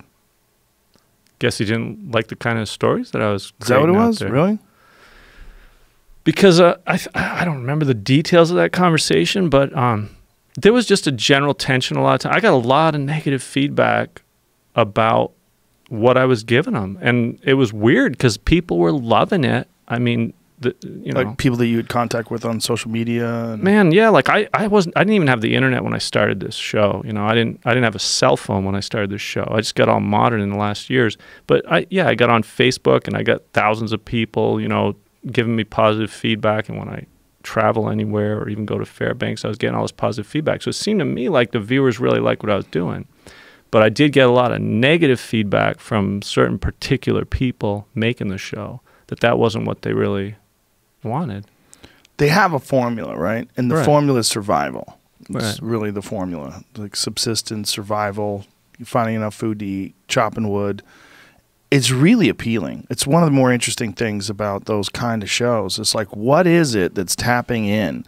Or what is it tapping into? Like what part of your ancient memory where this is like really exciting to people?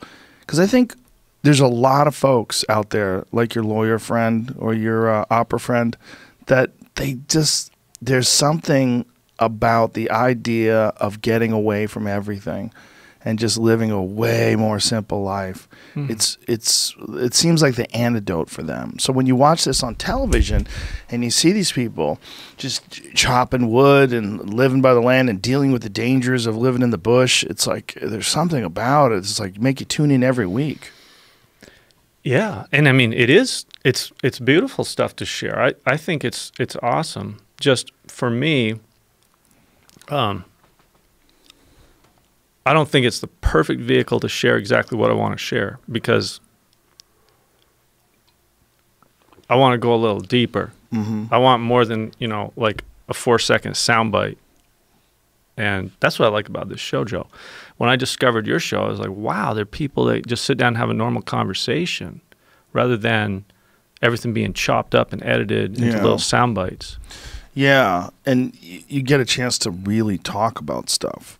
If you're sitting around just having a conversation with someone for 3 hours, you get to really expand on your ideas. And if you said something that you think maybe you didn't say it right, you get to say it better. Or, well, what I was saying was this. And you get to explain yourself and expand and really get a thought across. There's not a lot of places where you can do that in this world. No. And those reality TV shows, I mean, your situation sounded like it was pretty much you producing it, which would give you as much reality as, they left in with editing. But a lot of reality shows, as well as I do, they just set things up. Like, hey, you're going to pretend like you lost your keys in that lake. Right. Like, fuck, my keys. Where's my key? And you see bad acting, like, oh, my God. And I know how it works. I've done those shows before. Yeah. I know that there's someone who's always trying to set up these scenarios. Right. They're scripted. It's like sort of non-scripted scripted. Like they have a place to go to. They have and you see them on these shows. You can tell when people are acting. There's like a weird feeling that you get. Yeah. When you know this guy has opened up this storage shed before and he's opening up now. Whoa, what do we got here? Like, come on, man. You're a terrible actor. This is awful. But there's something about these formulas that these people have created. Reality television is a very strange animal. Yeah. Because it's not reality, a lot of the times at least. And one of the things I think that's really exciting about those shows like Life Below Zero and your situation in particular was that there's only so much of that you can fake. I mean, just the actual undisputable reality of your existence is so fascinating. You have this tiny little fucking house that you built yourself on a lake, and then wolves are trying to kill you. Like, that shit is real. You know what I mean? Yeah. I mean, and you're out there walking in the snow. All you have is like a rifle and some snowshoes and a backpack. That's as real as is humanly possible. And anything that they bullshit with there, it's like, so what? Because the scene itself is so crazy. Like, just your life. I always feel like, there's no need to bullshit. Yeah. Why do people think they need to bullshit? And it's not just reality TV, but in general. I mean, come on, it's in politics, it's in everything. Yeah. Just being straightforward and honest can get you a long ways. But a lot of people think, for some reason, that it's better to bullshit. Why do you think that is? Because in the short term, it can work. For some people, it even seems to work for quite a while. I mean, come on. You're talking about the president? Yeah. That's what I was thinking about. You can go a long ways on bullshit. But I don't know. I mean, to me, how do you feel inside about yourself if you're making some false story up about yourself? Yeah. Right. Yeah, there's something about it, too, that when someone gets caught, like that Jussie Smollett guy, when he got... Am I saying it wrong? You said it like Dave did. I did say it like Dave did. No, he said Juicy Smollett. Is it just Jussie Smollett? Jussie Smollett, yeah. Smollett? Think, yeah. Do you know who he is? No. Good for you. I should not even tell you. You don't need to know this nonsense. No, I'm trying to get up to date. It's a guy who was an actor on the show Empire. He was actually in one of the Alien movies, too. He was in... which one was he in? He was in the one with... it was a good one. He was in a good one. He was one of the people on the ship. Anyway, he was in one of the more recent Alien movies. What? He's in the Mighty Ducks, too, apparently. Well, there you go. I didn't know that. He's been in a bunch of shit. Anyway, he's an actor. And he made up a story, allegedly. Seems like he made it up. Of getting beat up by these white supremacists with Trump hats on, MAGA hats on. They put a noose around his neck and... He walked into the hotel with the noose still around his neck and told the whole story. Like, he didn't even bother taking the noose off of his neck, which is like, everybody's like, what? Wait, what? Like, everybody that heard the story, it's such a badly concocted story. Everybody that heard the story was like, what the fuck? And then the two guys that he got to rough him up. He got these two guys to rough him up, and then they came out and said, no, this is bullshit. This guy paid us. And then the Chicago police department is, they're prosecuting him, and they're trying to get him to pay for their investigation. There's lawsuits, and he's still, it's the most obviously fake story ever. And it's coming out of a guy who is a really successful actor. So it's so crazy. It's this, you know, racial hate, this hate crime story that this guy concocted for attention. Apparently, you know, the thought is that he wasn't happy with his role on Empire or what, but it was a huge national story because everybody knew kind of right away that it was fake. Everybody was like, wait, what? Yeah. He's got the noose around his neck, and he was holding a Subway sandwich. He went to a Subway, so he still had the sandwich. Right? Somebody smacked him in the head a couple of times, and he had a noose around his neck. He's telling this crazy story, and he wants to hold press conferences. He said he was the black Tupac, or the gay Tupac, he called himself. Sorry. It was just complete nonsense. And there's something about him talking, telling his story, where you know it's bullshit, and you're like, what are you doing? Like, what is this? It's so compelling. When you see someone lie like that about some crazy, wacky, made-up story, it's so compelling. It's like, because you know, like, when I was a little kid, I would lie about shit. I'd make stuff up, you know? I mean, every little kid will tell you a lie. And I remember thinking, this guy never stopped. Like, he like, lied like when he was a little kid. Yeah. And he just kept lying. That happens to some people. Yes. Yeah. Yes. That's the dangerous thing about lying. Oh, yeah. If you lie enough, I think some people actually start believing it. Oh, for sure. Yeah. Oh, yeah. There's a psychosis involved, for sure. Yeah, some people, when they lie about their past, and they, you know, like, one of the weirder ones is like when guys get caught with stolen valor. Like, they have a crazy lie, made-up story about their military history and war record. And that happened with somebody in reality TV that was working with... Cody Lundin, wasn't there somebody working with him? Dual Survivor or something that they had? Oh, one of his guys was a stolen valor guy. I shouldn't say it. I don't know. I never watched the show, but if I remember right, I heard that. He's a weird one, huh? That guy just walking around barefoot with his disgusting feet. I like to go barefoot. Yeah, but his feet, they look like the monster's feet. He would show them, like, it'd be like a thing, like a badge of courage. He would show these gigantic calloused feet. Like, what? Yeah. Because he didn't have any shoes. Because everywhere he walked barefoot. So the bottom of his feet was like the top of this table. Like this hard, crusty, fucking, look at that. Look at that guy's shoe. His foot. Oh, yeah. Look at that. Yeah, but here's the thing, man. Mine don't get like that, even when I go. Because he's out there in the fucking desert constantly. That's not his foot, dude. That's a little kid's foot. Really? It says Cody's flip-flops? Oh, it's like a flip-flop that he made? He made it for someone, yeah. Oh, okay. Yeah, there's something about walking around barefoot that seems really fucking gross. Oh, I love it. In the summer, it's the first thing I want to do is get my shoes off. Yeah. Oh, yeah, I climb up the mountains barefoot until I get to where the rocks are, you know. And really? Oh, yeah. I've walked like the 60 miles from the road to my camp, 2/3 of the way barefoot. Really? Yeah, got a blister on my foot after about 20 miles, so I took my shoe off, and I realized, hey, the foot without a shoe feels a lot better than one with a shoe, so I took them both off, went the rest of the way. Oh, yeah. I'm big into walking barefoot. But you got like soft packed ground up there, right? The ground's spongy. If it's damp, if it dries out, then those lichens get abrasive. Then it's hard to go barefoot. They get very abrasive. But if they're damp, man, they're soft. You can use them for toilet paper. Believe me, I do. You use lichens for toilet paper? I've used all different stuff for toilet paper, but lichens are one of the best if they're moist. If they're dry, they're good for fire starter. That's about it. So that lake where you live right off. You fish in that lake a lot? There have been years I fished there. Like I said, there was one year when I never went out. I stayed for 15 months, and I fished a lot that summer. You know, I probably caught like 75 fish or something that summer, if I remember right. But I don't eat a lot of fish. I'm not a big fish eater. But you eat a weasel? Those desperate times. I wouldn't eat one now. Is that the lake right there? Hey, there's my camp. Oh, that's so pretty, man. Wow, Yeah. look where you live. Well, Holy shit. I mean, lived. I don't live there all the time. Like, Right. That's the other thing is the situation's changing with my permits. I mean, you can't get a permit to live there, and I can't even get a permit to make TV there now. I don't have a TV show anymore. Really? Yeah. Why I'm can't in you get a point of permit there transition. anymore? I'm not making TV.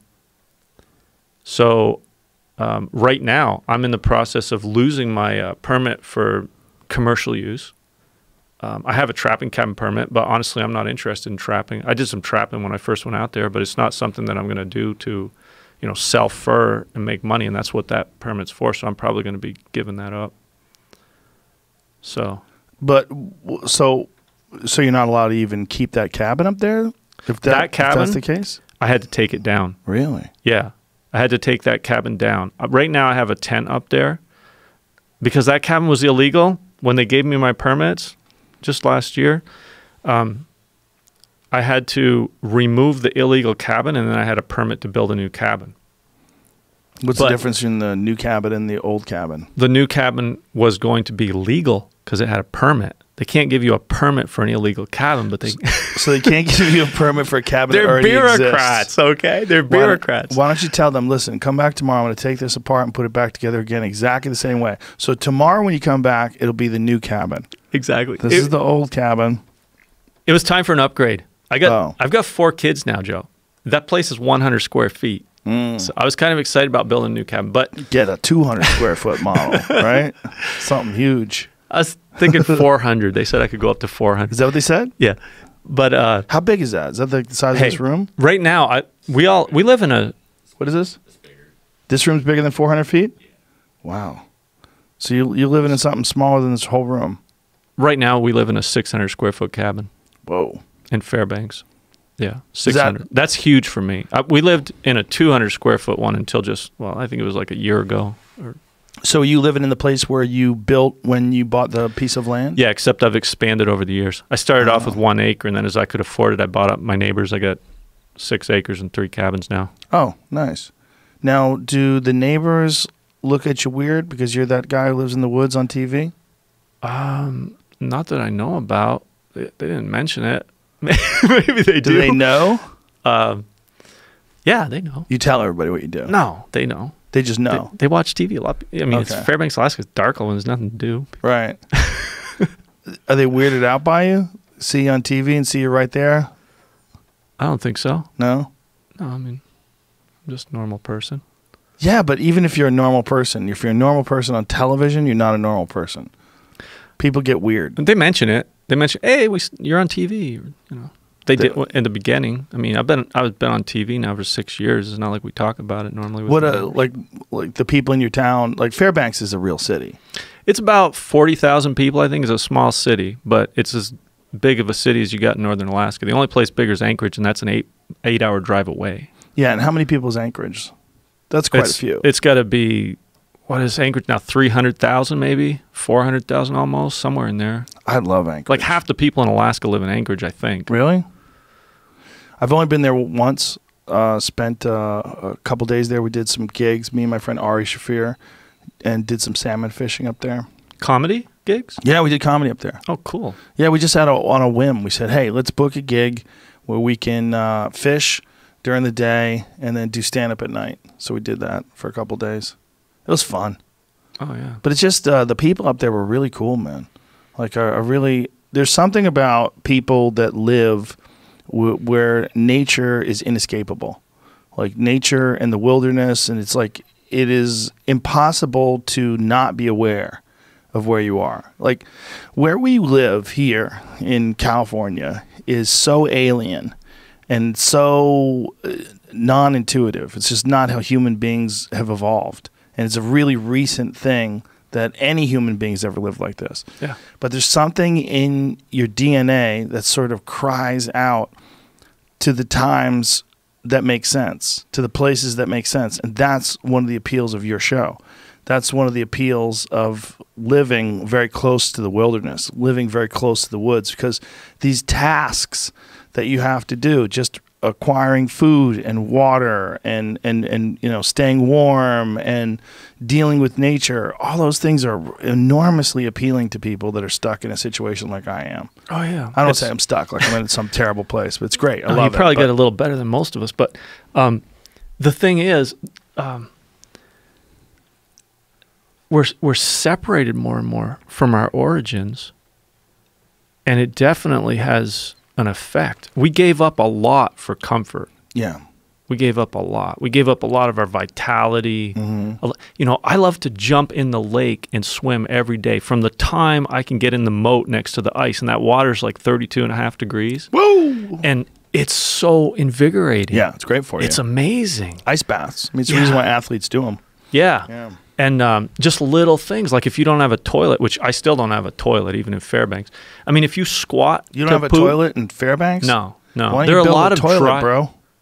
A toilet's a big thing, man. I don't know if I can afford a toilet. It's you got to have a septic system. You got to have plumbing. You got. Right. I don't have any of that stuff. I don't. But you're buying all this land. If you You're buying land's all this cheap. land. You can't buy a toilet? Land's cheap, toilets are expensive? you got to have the right kind of land to have a septic system. Yeah. The land that I buy is boggy. It's spruce forest. It's like you'd have to. It's complicated. Then you leave town. I like to be able to go to the bush for 6 months in the middle of winter. Your pipes freeze. You got to have a house sitter. Then you got to have a furnace running 21st day. All I've got's a wood stove. Right. It gets complicated, man. I like to keep it simple. you Wow, know? really simple. I mean, maybe.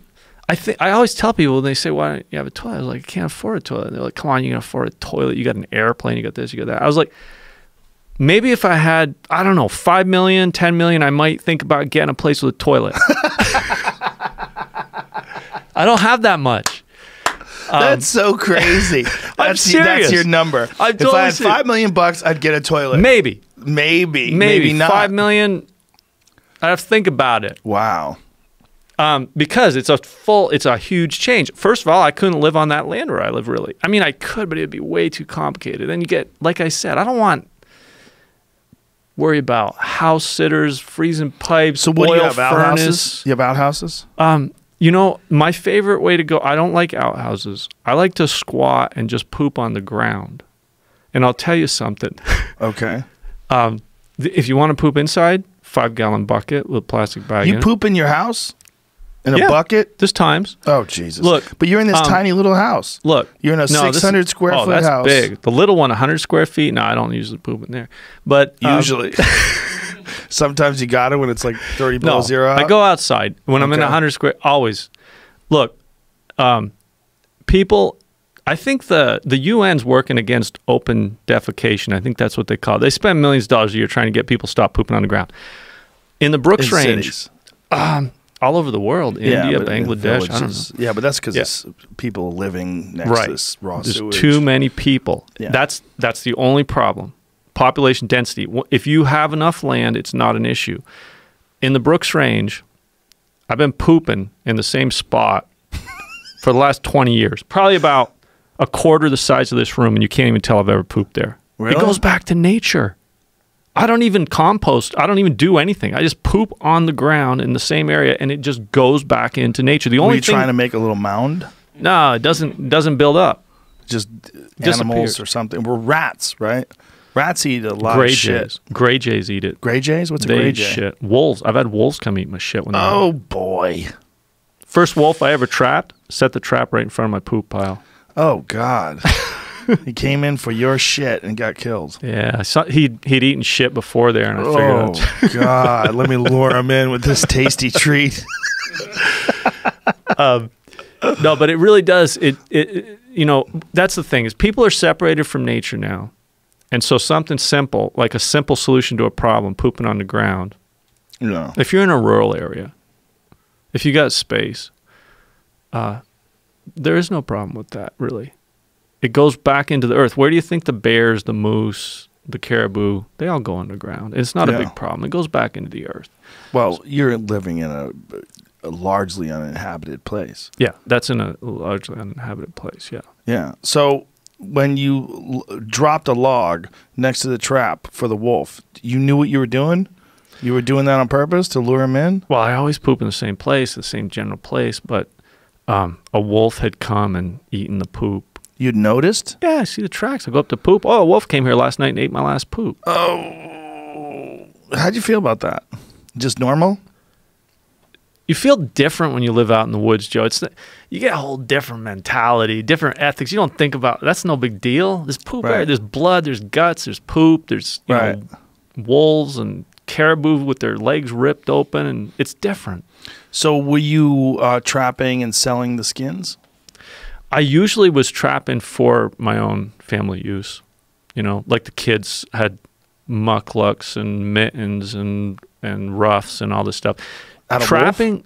out of wolf, out of wolverine, out of martens. You know, those are the main things up there: is wolves, wolverines. There's some marten. There's a few fox around. Have you ever eaten a marten? Yeah, I've eaten just about everything. What's a marten taste like? Like a weasel? More like a wolf. They're better. They're better. To tell you the truth, to me, a marten's just about as good as a snowshoe hare, but I don't really like snowshoe hares. Like I said, I like to stick to ungulates. Why don't you like snowshoe hares? I don't think they're very good compared to a caribou or compared to a moose. Just taste-wise? Taste-wise, they're small, tedious. I'm not big on small game. Tedious in terms of like removing all in the terms of bones, the picking amount at of it. effort, the time, you know, to go catch them, to skin them. Some people, they really get into it. But like for me, okay, I have caribou usually most years in that area. I have moose always in the fall. I mean, I go out hunting maybe 5-6 days. I got a moose. I got 500 pounds of meat. There's not very many snowshoe hares around where I am. There's not that much brush. I'm up high in the mountains. So how many bullets are you bringing with you when you go out there for long periods of time? Oh, I'll have a few packs of ammunition. It's a funny story, though, because when Tricia came to meet me the first time, you know, we had a long-distance meeting, right? We met over Facebook, over the internet after I got on the show. Holla. So Did she slide into your DMs or did you slide into hers? DMs? You don't know about that? No, I don't know.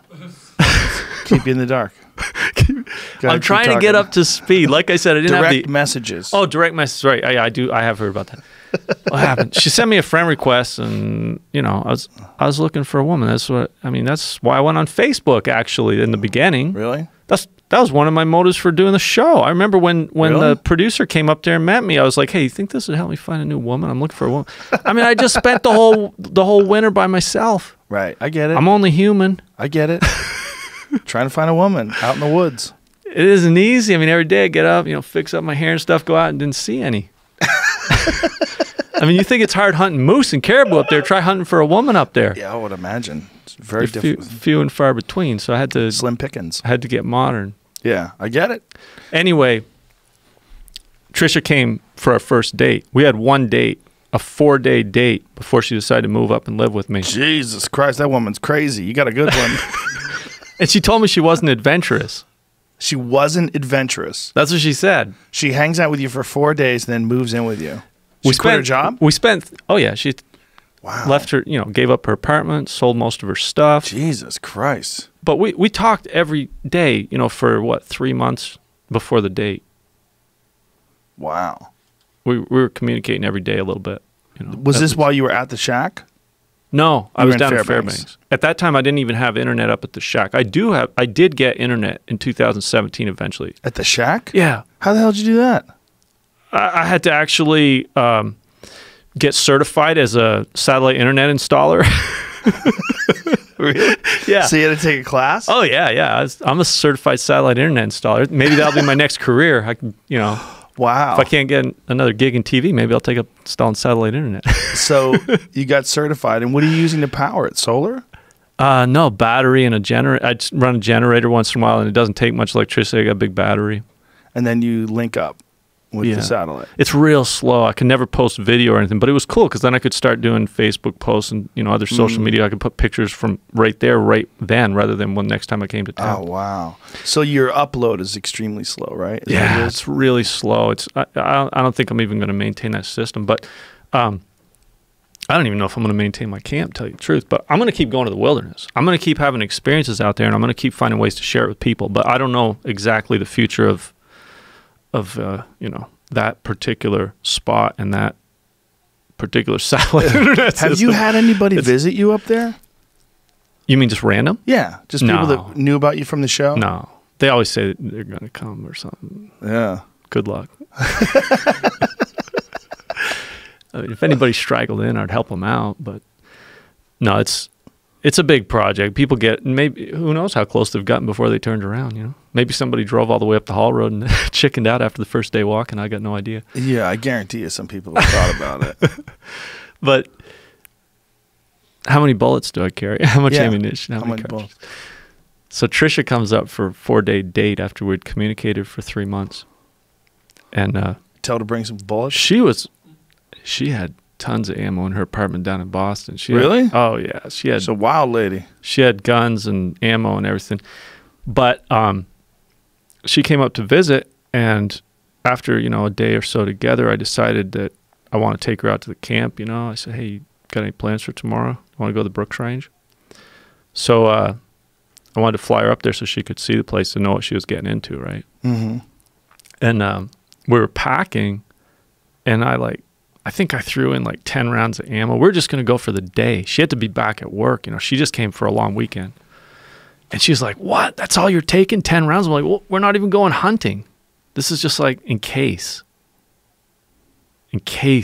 a bear happens to attack us." I mean, 10 rounds, that's a lot. Like, I go months without shooting 10 rounds of ammunition. So she convinced me to take a full box, I think. But I don't carry a lot of ammunition. No. I think I started carrying a little more than I used to. I think usually when I go moose hunting, I'll throw in a box. I'll have 20 rounds with me, but I've never used anywhere near that much. But it would seem to me that you would need. Do you have a tool or anything to sight in your rifle, just in case something goes wrong with the sight? You're talking about a target? Yeah, I got a target. Okay, you have a target. Yeah. But there's tools, you know, where you don't have to fire off a round. Oh, no, I don't. Yeah, like a bore sighting. Yeah, it's like a bore sighting. It's like a laser, and it has it set up. Like, literally, you can have your rifle zeroed in at 100 in like 2 shots. I usually get it zeroed in, you know, 3 or 6 or something. But it never goes far out. I mean, Yeah, I you don't shoot make it long. 200 yards. I have my target at 200 yards. I can, right in front of my camp, I shoot across the lake there when it's dead calm. Mm-hmm. And I hardly ever have to adjust that scope.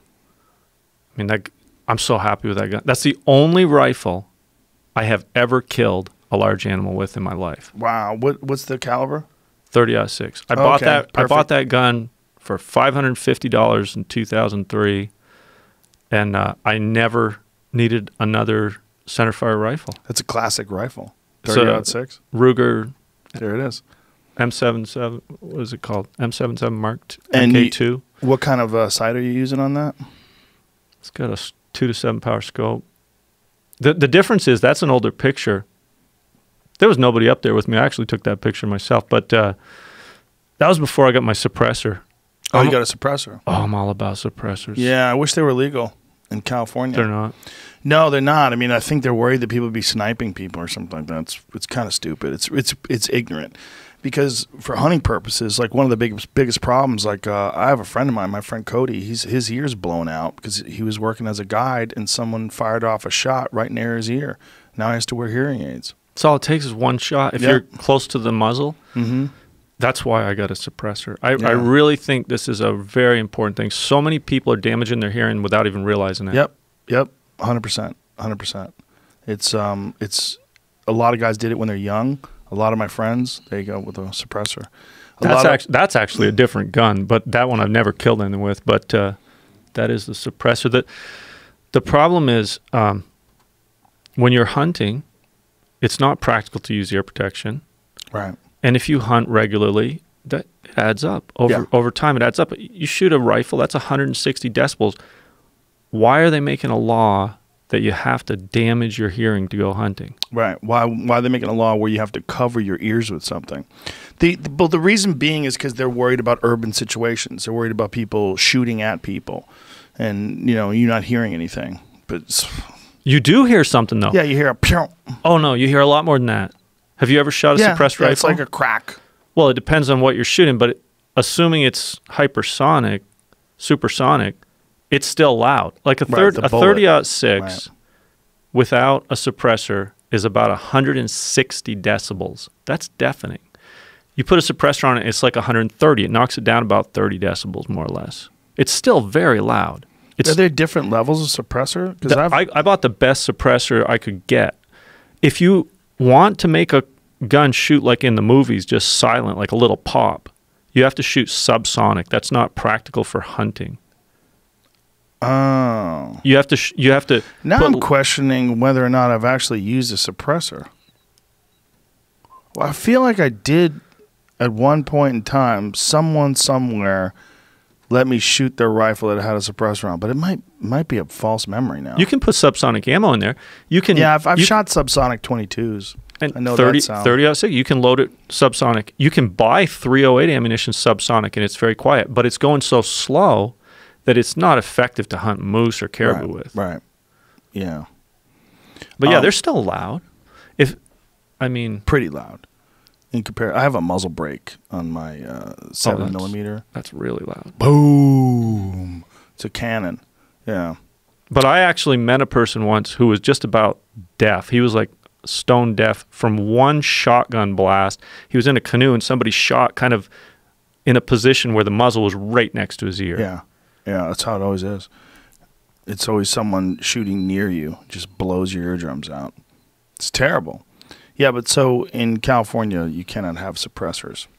But again, I think that's what they're worried about. And I think it's just, there's a lot of ignorance. It's a lot of people that just don't know enough about firearms that are making the regulations.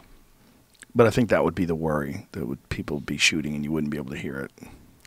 Well, I think that there might be other ways to deal with that.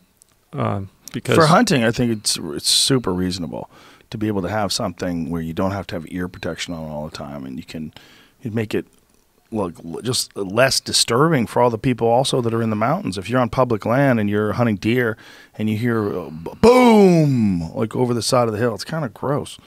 You know? Even in countries that have more regulations on firearms, there are places where you can use suppressors, from what I've heard. I mean, yes. I haven't researched it extensively, but I think in Britain, even people have suppressors, and in New Zealand, Australia, different places. Yeah.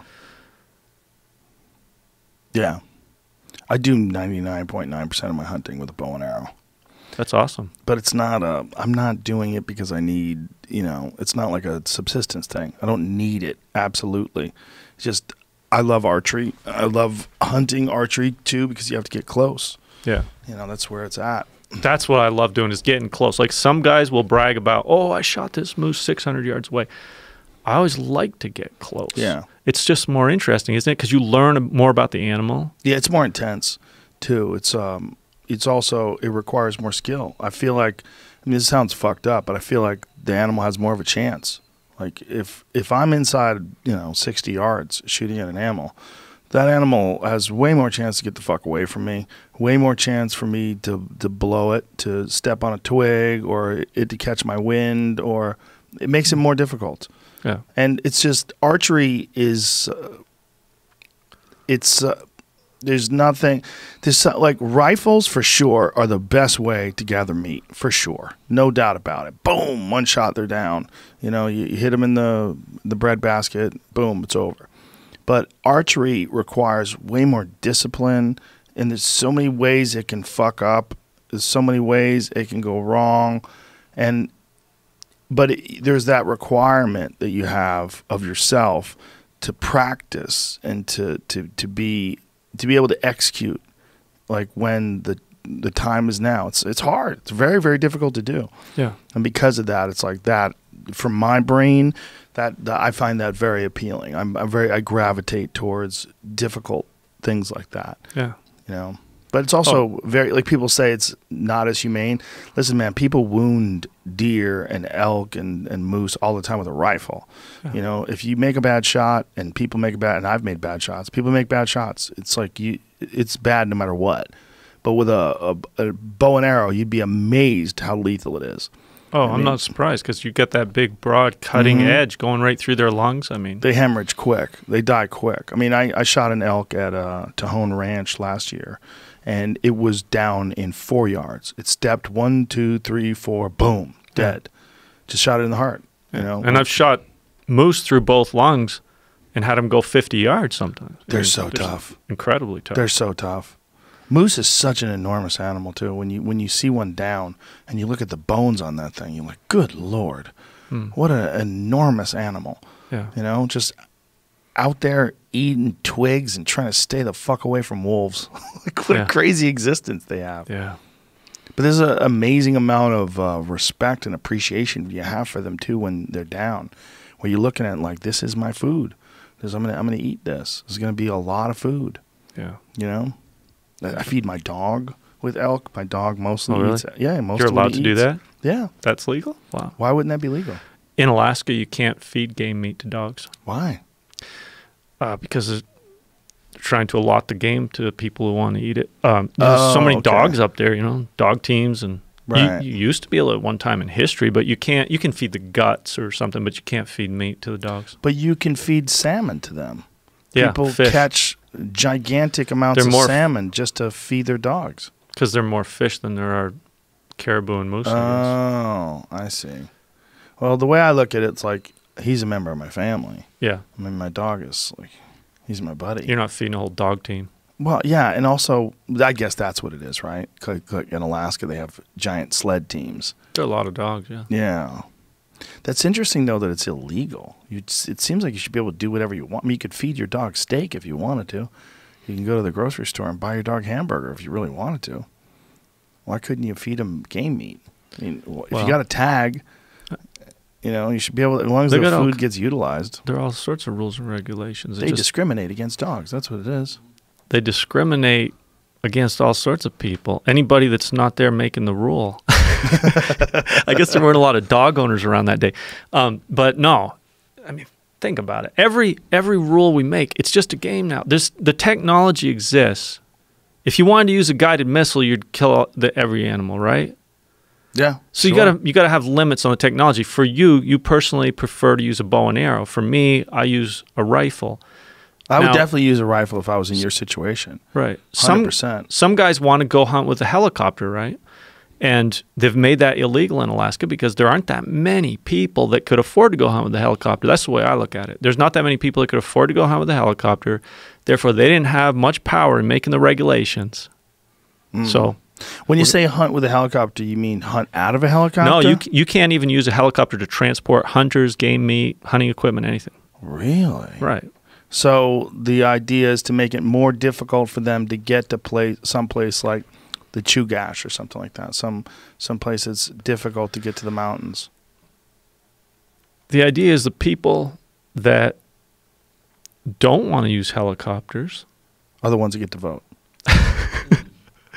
Don't want people to use helicopters. I understand. I mean, I'm not saying I want people to be able to use helicopters. I'm just saying maybe if a lot of people wanted to use helicopters to hunt, because you've got a certain number of animals that can be taken and maintain the population. Right. So the technology to take them, it doesn't matter in terms of the animals don't care. They don't care if they're getting shot with a machine gun. They don't care if they're getting hunted out of a helicopter. You got a herd of so many thousand caribou. You want to take a certain number out every year. It's going to maintain the population. But now it's all got to be regulated. So it's like some people want to hunt on foot. Maybe they would prefer that you couldn't use an airplane because the people that are flying with airplanes are then going to be competing against this person on foot, right? Yeah. But the way it all balances out, a lot of people like to use fixed-wing airplanes. They're relatively economical, so you can use that. You cannot use a helicopter in Alaska to transport hunters, meat, or hunting equipment. What about scouting? Can you use one to scout? A helicopter? I don't believe so. That would be a problem if you were on the ground, if someone's flying above you in a helicopter, spooking things. I have heard people say that that's happened to them before. The regulations are getting so thick, I don't even keep up on every detail that doesn't apply to me. But I believe that now there's some regulations. You can't even scout out of a fixed-wing airplane, at least in certain situations. I know there's places like that in the United States, or in the lower 48, rather. Yeah. Because a lot of people were doing that for sheep. I mean, I would see that even in such a remote area where I am. There's a lot of guided sheep hunting. Right. And you'd see these little super cubs flying around the mountains looking for the sheep. That's the ultimate rich guy trip. Yeah. I hear sheep hunting in Alaska. It's very, very expensive. And they go, deep into, it's like their ultimate adventure. you know, and then they have the Wild Sheep Hunting Federation and all these guys, you know, they spend shit tons of money to go to these really remote areas, get someone to take them into to get a big sheep, get a big ram. And some people don't like that, but on the other hand, aren't those people that are spending $20,000 to go get a sheep or whatever, they're tapping into the same basic desire that I have or that anybody that goes hunting has. I mean, they want that experience of getting out there into the wild, hunting, doing something primal. I think what people have an issue with anything that's really expensive that only a few people get to do. You know, as soon as you hear about that. And it's also, it's like, it becomes sheep hunters are like it's an interesting breed of people. You know, they're really into sheep hunting. And apparently it's a lot of the factors, like the danger, you know, you're hiking on shale and like extremely very, very like steep heights and real big drop-offs and very steep cliffs. And it's like, I've never done it, but the people that say it, they're like, it's the ultimate. You're oh, yeah, up there. it's exciting. Really exciting. They live in these really remote places. It's hard to get to. And once you're successful, it's like it's so difficult to do that once you're successful, it's a huge relief. It feels very exciting and happy. And the food's delicious. I've had sheep. I've had wild sheep before. My friend Remy gave me some backstraps. Yeah, I love sheep. Yeah. What other animals were you hunting when you were up there? Anything unusual? For big animals, the only thing around is moose. You said you shot sheep, one grizzly? I shot one grizzly that was becoming a problem that night. I had a moose in the camp. My wife and the little baby were there at the time too. My daughter was only 3 years old, and my son was just months old. And this moose was hanging there. I just killed it a week or so before, and a grizzly was coming around that night trying to get that moose meat, and I chased it away a few times, and it kept coming back. And eventually I shot right over the bear trying to scare it off, because sometimes that'll work if just chasing them off doesn't work. But it was walking toward me at 16 yards when I shot it. So. Oh God, 16 yards! They could run 16 yards so fast. Yeah, he was just walking. He wasn't running. Thank God he wasn't running. Yeah, he wasn't trying to get me, but he was. I just couldn't have that bear hanging out there trying to get that moose that I had there in the camp. Yeah. So you shot him and ate him. Yeah. What was that like? Oh, the fat was unbelievably good, man. The meat, for me, bear meat, like I said, is not my first choice. I liked it, but I'd only have a desire to eat it once every 4 or 5 days. It's not like something I wanted to eat pounds of every day the way I can eat caribou or moose. It's just different. The fat was unbelievable. It stunk terrible. Like I took all the fat out of the abdominal fat and all that stuff too. And boy, did it smell bad. Just like bear guts, It just stunk. And I remember Sylvia saying, "You're going to eat that stuff?" And I was like, "I don't know. Try it." So I rendered it and, just heated it up until it liquefied. Mm-hmm. And when that cooled back down, no bad flavor at all. It was like almost tasteless. It was the mildest fat you've ever had. Really? Yeah, that cured the bad smell. And I don't know why. How many people get past that though? Probably not a lot. And it's different. It's bear fat's real soft. It's real soft at room temperature. It's not like sheep fat's hard. Moose fat, caribou fat is slightly softer maybe than sheep fat, but it's still hard fat. Bear fat is soft and creamy, and so it was nice variety that winter to have all that bear fat. It was really nice variety. But I learned something from that, just a practical thing, that for some reason, I don't understand the chemistry behind it. If you got some fat that's tasting funny, if you heat it up really hot and cool it back down, it'll take that away. I had it happen with moose fat once. It was getting old, so it was getting a little rancid, and I tried it. I heated it up until it got just about to the smoking point, cooled it back down, and it tasted way better. Really? Yeah. What do you think is doing that? I don't know. I never looked into it. I think that would be something you'd want to look into. Not really. Just a little practical Boy Scout trick. Once you know, you know. That's it. You don't need to know the magic behind it. Yeah. So, what did you do with the bear hide? Turned it into a blanket. Still have that hide. Wow. It's a beautiful bear. It really was. Yeah. How big was it? I think it was just over 6 feet. It wasn't huge because the bears up there don't get as big. I mean, they don't have salmon up where I am. They're way up in the mountains. But it was a real light colored bear. There's a picture of that one you might pull up. Yeah, that's it. There's another picture with right after I shot it on the beach there. But in the photos right on the first page there, whatever they're called, those ones that you can keep. Is this Facebook? Oh, you're just because the Facebook page I can't zoom in for some reason. So that bear was super light colored. All its claws are white. They're almost white. Yeah. So it's beautiful hide. It's really. And you keep the claws on the hide when you make the blanket? Yeah, it was the only bear I ever dealt with. I skinned it all out like taxidermy. You know, I left all the claws and the lips and the eyelids and everything. I mean, it took a long time, and then I tanned it myself. It was a big project. I built a big stretcher and had it all. Now, what do you use to tan it? I use the same thing I use on Wolf or Wolverine, which is like a diluted battery acid, basically. Really? Yeah. What's the old way they used to do it? They used to use brains, right? Yeah, you can tan with brains, I hear, but I never got into that. Somebody showed me this battery acid tanning system way back when I first went up there and started trapping, and it worked really well for me, so I stuck to that. How does that work? It's been a long time since I did it, but you just dilute. The battery acid is very diluted, and I forgot the exact proportions because it's been a while, but it's very, very diluted, and then you add a lot of salt also. And you want to get the proportions right, so you want to look into it before you try it, but that's all that's in it. The solution is just battery acid, water, and salt. And so you brought battery acid up there just to have on hand? It's so concentrated. It's like a little package. I flew it out there. Like one time is enough for 5 years or something. And you flew it out there just for tanning? Yeah. Oh, wow. Yeah.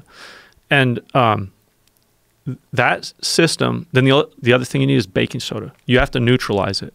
You have to get the pH back to neutral after you're done tanning it. Here it is. 7 gallons of water, 2 pounds of bran flakes. Wait a minute. That's not the one I used. 16 cups of plain or pickling salt. Salt's good. Okay, this is, but there's the battery acid. 3.5 cups battery acid from Auto Parts Store. 2 boxes baking soda. Yeah. Yeah, that's pretty much it, except you can skip the bran flakes. What about foot oil? What the fuck is foot oil? Needs foot oil? You never use that stuff? Oh, yeah. Well, you got to soften the hide afterwards. You got to put the oil back into it. Is that what foot oil is? Yeah, needs foot oil. It's for people's feet? No, what do they make that from? Sheep feet or something? Oh, really? I can't remember. No, I don't know. They call it neats foot oil, but it's just an oil that you use to preserve leather. Oh. You put it on your baseball glove. Neats foot is supposed to be one word. At least when I just Googled it. Oh, neats Yellow foot? oil rendered from purified shin bones and feet of cattle. Oh, wow. How weird. So, go ahead. What were you going to say? I was just going to say, we're talking an awful lot about trapping, hunting, stuff like that, but there's so much more out there. Oh, yeah, I'm sure. It's like the whole... that was my problem in reality TV. Everybody, when they hear that you've been attacked by wolves, that's all they want to hear about. Oh, for sure. Yeah, for sure. But there's so much more. Yeah. It's it's a whole different experience. The consciousness, you get into a whole different space. Space is different. I mean, look at how confined we are now. What you think about as space down here. I mean, you ride in an airplane now, you just got a few feet around you. Right. And out there you got space as far as you can see. You stand on the top of a mountain, you look hard enough, you can see the back of your head just about. I mean, there's a lot. Those mountains stretch for 600 miles, and it changes your perception because not only is there all that space, but it's not all chopped up into little pieces. You can basically walk anywhere you want. You can go anywhere your legs will carry you. You feel very free. Did you ever run into another person while you were out there? One time when I was walking from the road to my camp, I met another person. Really? Headed the opposite direction. We were both traveling along a creek, of course. You follow natural routes. Walking the gravel bars. How weird was that? It was very weird. And this is the thing. When you live without many people around and you spend periods of time totally in isolation, you really appreciate humans. That's one of the great benefits of it. You appreciate anything you go without. Go without food. You go without sex. You go without people. And me and this guy, we sat down. We talked for like a couple hours. Really? Yeah, we just sat down. What was he doing? He was just going for a hike. He had hired a plane to fly him to a place that was a long ways away. Like he was walking, I think, 100 miles back to that road that I had left. And we just happened to be following the same creek, just walking down the gravel bars, and we met up. Middle of nowhere. So we sat down and we talked, and then we went our separate ways. Wow. Did you exchange numbers or anything? No, I think I still remember his name, though. But this was years and years and years ago. Long time ago. That must have been really weird. It All was. those different times you're out there by yourself, Yeah. and all of a sudden you see a guy. Yeah. Yeah, that was really, that's the only time I'd met somebody at random on the ground ever. You know, and I've had one time when some hunters flew there and landed, and they were thinking of hunting there, but after they talked to me for a while, I convinced them to go somewhere else. But, I mean, there's plenty of space. There's no reason for two people to be hunting the same area. Yeah, especially out there. But, yeah, I mean, I almost never meet anybody. So it's different. You know, you really appreciate people, and that's something that I've always noticed when I was out there a long time. If you see anybody, if it's a state trooper that stops in and you haven't seen anybody for 3 months, I mean, it's great. You know, you invite them in, you talk to people. You don't just, it's not like when you got a lot of people around, you can't communicate with everybody. You have to ignore people. I know you liked a lot of aspects of living up there, but what's like, is there one thing that really stands out? One thing would definitely be the autonomy, the independence. I think it's just a natural need that humans have. You watch a little baby. When they learn to crawl, they start separating from their mother a little bit. Then they start to learn to stand up, but they're still holding on to the wall. Then they start taking their first steps. And it's like, wow, I can stand on my own feet. You know, they get all excited and start running along before very long. And I think we just need that feeling of independence, some people more than others. But it's the same basic thing for me. It's just like to be out there totally independent on my own. Nobody else is going to help me if I have a problem. You know, if I'm up on a mountain and I don't have a satellite phone with me, I got to be able to walk back to my camp. I have to be able to. There's literally no choice. Right. And just to have that degree of responsibility that in modern society you don't have. You can't have that degree of responsibility in modern society for yourself. You can't have that level of independence of standing on your own. Is it hard for you to like come to a place like LA? Like, what is it weird? Like, what is it? What's the feeling when you're driving on the 405 from the airport headed over to the studio? You have to be like, why the fuck would anybody live here? No. I find it fascinating. It's interesting because it's a different environment. I mean, I'm very curious about the way people live everywhere. But I do find myself realizing why I don't live in a big city. You know? I find it really nice. It's interesting. I mean, sleep in a hotel, have a shower. It's like, whoa, this is cool. The water comes out hot. A toilet. I don't like we have toilets. 2 toilets here. Did you use one yet? Yeah, I used one in the hotel, but they build them too high. I'm used to squatting. And squatting. You can get a squatty potty. You know what that is? No, they make them? Yeah, it's like a thing that they put underneath the toilet. You put your feet on. Oh, yeah. So it sort of puts your butt in the right position. To I'll ask the front desk if they got one tonight. I don't think they will say yes. But that's what you're supposed to have, right? Like, you're supposed to be in a position where you're squatting. That's the natural position for humans to shit. It works for me. That's another thing I like about it out there. Okay, there's the autonomy. The independence is very important. And I think a lot of people are missing that, and that's why they're attracted to learn something about that life. But also just, like I said, when you do these basic things, it could be taking a crap, it could be taking a shower, whatever, in a different way, out in nature. I mean, a lot of people can't bathe outside if they wanted to. They don't have the privacy or this. But when that's your normal thing, I mean, it becomes a totally natural thing, and it's like very healthy, and it's beautiful. Like you're out there looking at mountains all around and nature, little Tweety birds flying by while you're bathing. You know, you're not sealed off in some little fiberglass cubicle. You're connected to everything. Yeah, it's a 100% different way of living life, and your perceptions change, your senses change. In the modern world, there's a lot of extraneous noise and imagery that we're filtering out all the time. You can't pay attention to everything. Did you ever get injured while you're up there? Yeah. but you can't pay attention to everything. I'll get to it. Okay. You can't pay attention to everything. So you're filtering stuff out all the time, right? Right. And when you're out in that environment, it's very quiet. You're not getting inundated with all of this extraneous noise. And instead of filtering, you're tuning in. You're really tuning in. Like one little bird that hasn't been around the valley flies through, I'll know it. I'll hear it. Wow. Hey, that was a pine grosbeak. I haven't heard one of those for a while. You know, You're paying attention to everything. And that's really different. It changes. It changes the way you think. There's a feeling that you get when you're in the real wilderness, like particularly we did some hunting on Prince of Wales. Yeah. And you know, when you're out there, it's raining, rains every day. And there's this feeling of beautiful isolation.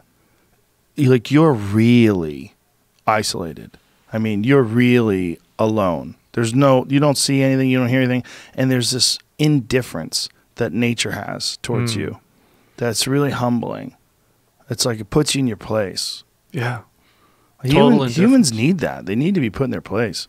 Like I always say that some of the nicest people live near mountains and live near the ocean. I think the reason being is the ocean just lets you know, hey, bitch, look at that. You ain't shit. Look at that water. You can't survive there. And knowing that there's something right there that you can't survive in, it's like it checks you a little bit. The mountains check you. The sheer beauty and the vastness. Like if you're looking out at the Continental Divide and you see the Rocky Mountains, it's like it's humbling. It's humbling. On the one hand, you feel really strong being able to do what you're doing there, but on the other hand, you feel really small. Yeah, really vulnerable. Really insignificant. Tell me about how you got injured. I've had problems with tendons a few times. I've had some weird medical issues at different times, like things that most people wouldn't have down here. Like what?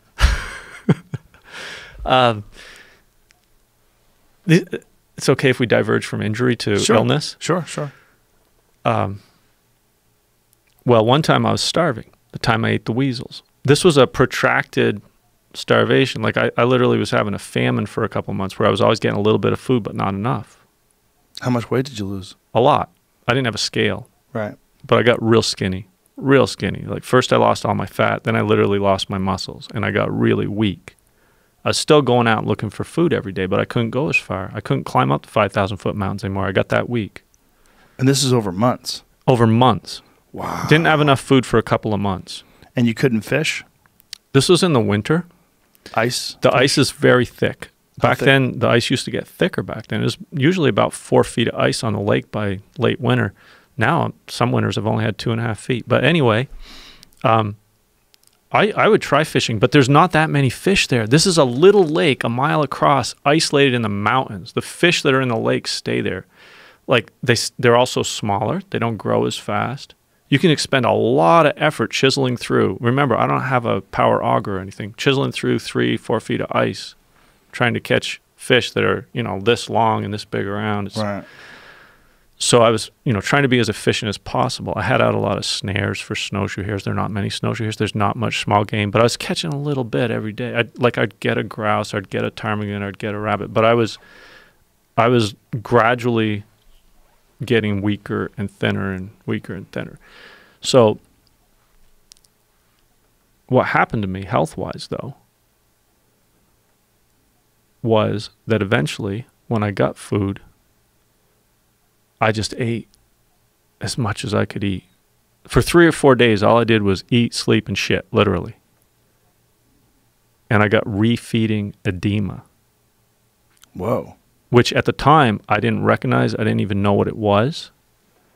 But you can actually die if you refeed yourself too fast. Like World War II, when they were liberating concentration camps. Soldiers didn't notice they're giving prisoners all the food they wanted to eat, and some people got this refeeding edema. They get pulmonary edema and literally die. Whoa. And, disaster relief, people that go into like famine areas and whatnot, they know about this now. You can't give people unlimited food. I didn't know about that. So I got edema, and It was weird. I just thought like I was getting fat or something, but I was actually retaining fluids. And I didn't find out for months later. I was talking to a doctor about what had happened to me. He said, you got refeeding edema. So you were just living with it.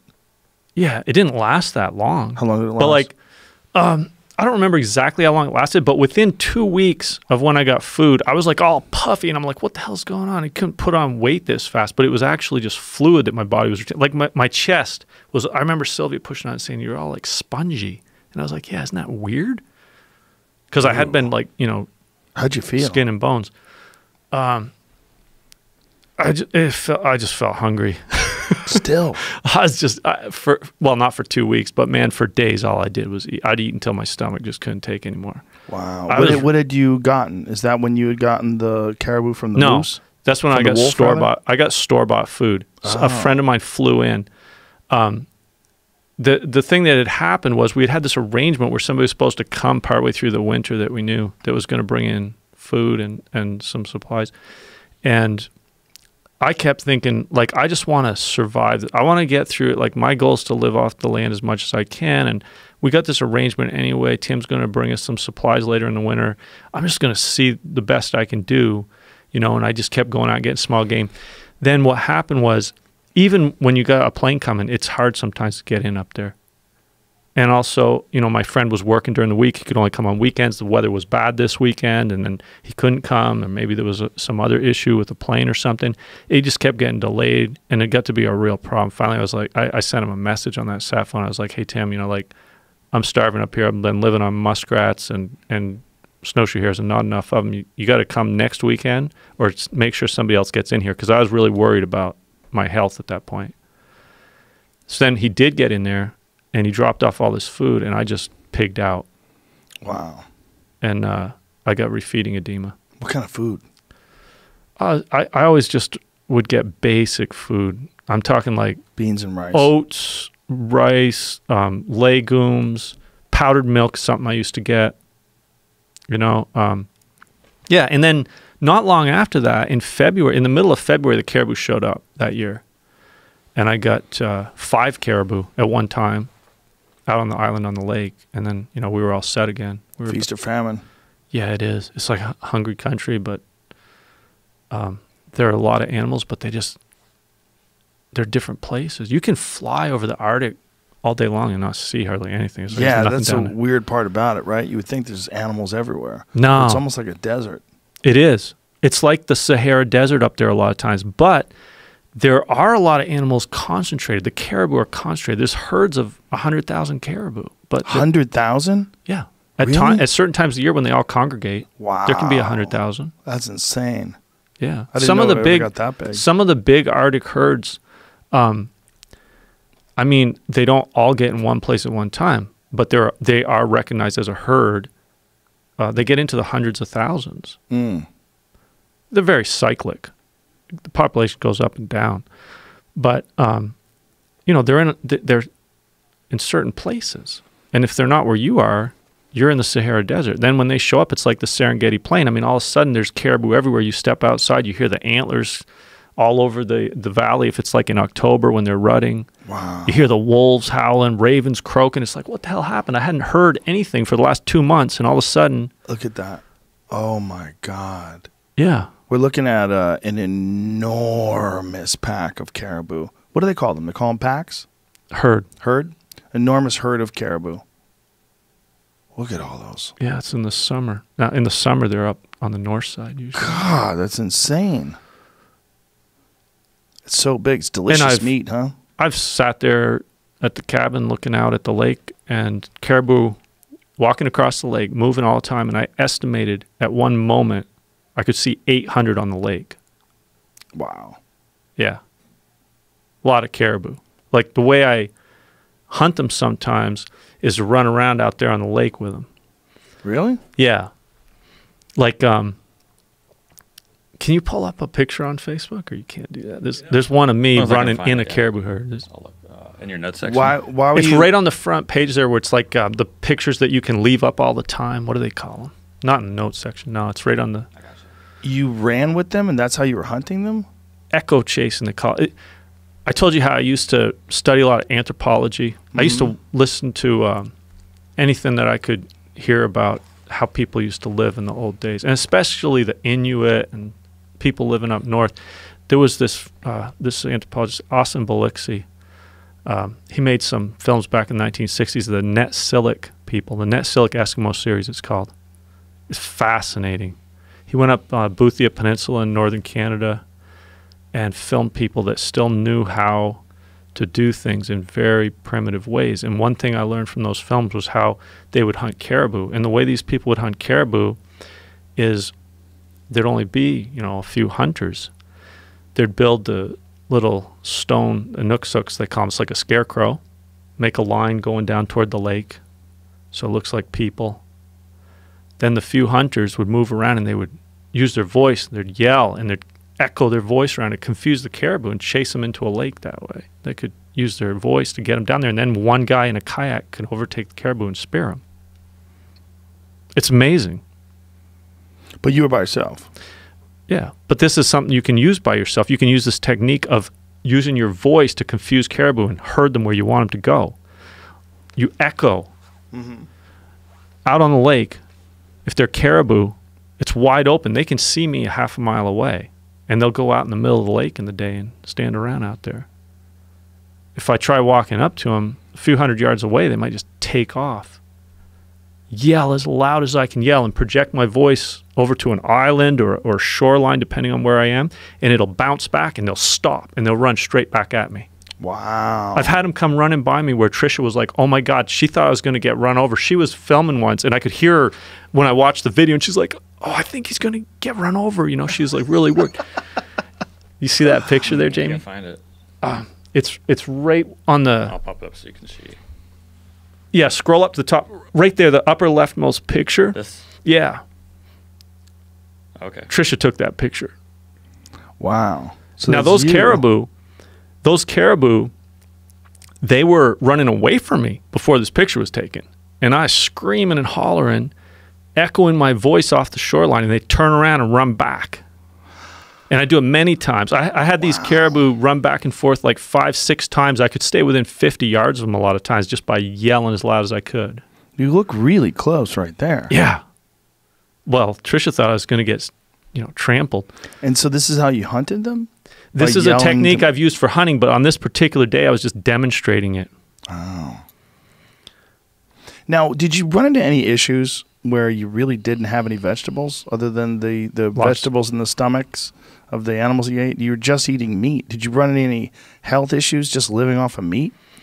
I've eaten a very high protein, high fat diet for long periods of time. And I think that there's a lot more to food than nutrition. The reason I was eating that way had nothing to do with me thinking that it was the best diet. The reason I was eating that way is because I just wanted to live as close to that environment as possible. And that's what was available. Right. So I know some people are thinking, well, this is a really healthy diet. Maybe it is, maybe it isn't. But that wasn't my motivation. Did you feel healthy when you had a good amount of it? What I felt was that if I ate too much meat, it had bad effects. What kind of bad effects? I believe my body started to feel weird. I believe that you can only handle so much protein, but you can handle a lot of fat. What I found is I had to eat most of my calories from fat. I would eat a half a pound of solid pure fat a day when I was eating just meat and fat. I might eat 2 or 3, even 4 pounds of meat a day, but like a half a pound of it was pure fat. And what was the form of it? Was it bear fat, or where are you getting your fat from? It would be moose fat. It would be sheep fat. One year it was bear fat. Their fat is weird, right? Because it's a different caribou fat, chewy fat, like a deer fat. It's not chewy. But you know what I'm saying? It's not like it doesn't render down like beef fat would. Moose fat? Yeah. Oh sure. Does it? You can render it if you want. I rendered a lot of it. It's a different, like the way you look at it on the animal. It just seems different. What's different about it is that those game animals do not put on fat within their muscle. Right.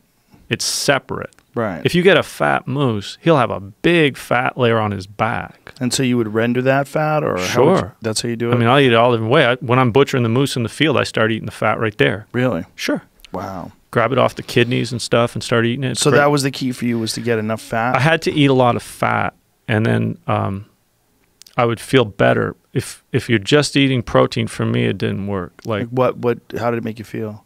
it made me feel like I had drank an awful lot of water. Whenever You had to drink an awful lot of water? yeah, I'd drink a lot of water, or I'd feel kind of like just a weird feeling inside. I mean, I also, was working really hard physically at those times, but I was definitely drinking more than a gallon of water a day, sometimes almost 2 gallons of water a day when I'd be like in real cold weather, climbing mountains and everything, eating meat and fat all the time. Yeah.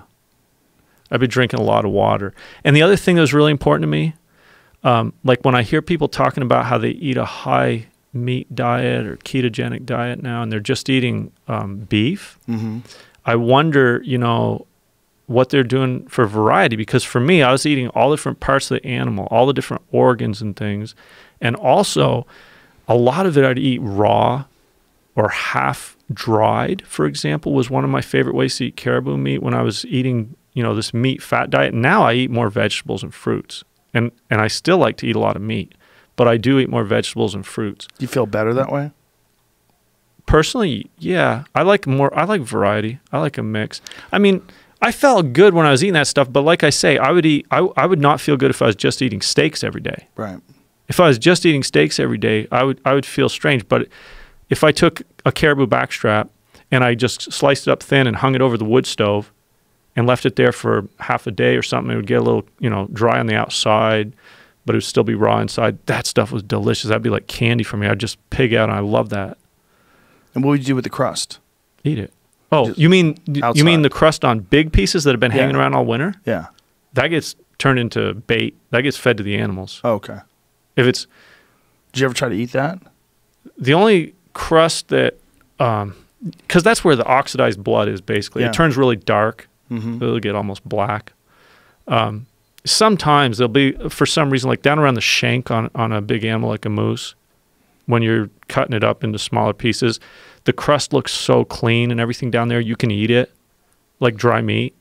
But most of the crust on most of the big sections of meat get black, and they get, I would not consider that food. It gets like, it's not the same as dry meat that you take a fresh piece of meat and dry it for a few days. This is coming from a guy who ate the contents of animal stomachs, so I trust you. When you Try it sometime. When you say it's not meat, it's not food, don't eat it. Not that believe you. black crust. No. It's just Yeah. blood. It's oxidized blood. Yeah. Blood's good, but you want your blood real fresh. Right. Yeah, like that's the thing with blood is, like a lot of times I haven't even been able to eat the blood from an animal because I'm just too busy. But that's the thing is that you can eat the stomach, you can eat the intestine, you can eat the colon. I've eaten the colon of a moose. You can eat the lungs even. You can eat spleen. I've eaten all this stuff. But the truth is, if you're one guy working alone butchering a moose, you have a hard time getting all that stuff preserved and prepared. Yeah. Because if you want to eat the colon, you want to get the shit out of it fast before it gets hard. Like Oh boy. What does the colon of a moose taste like?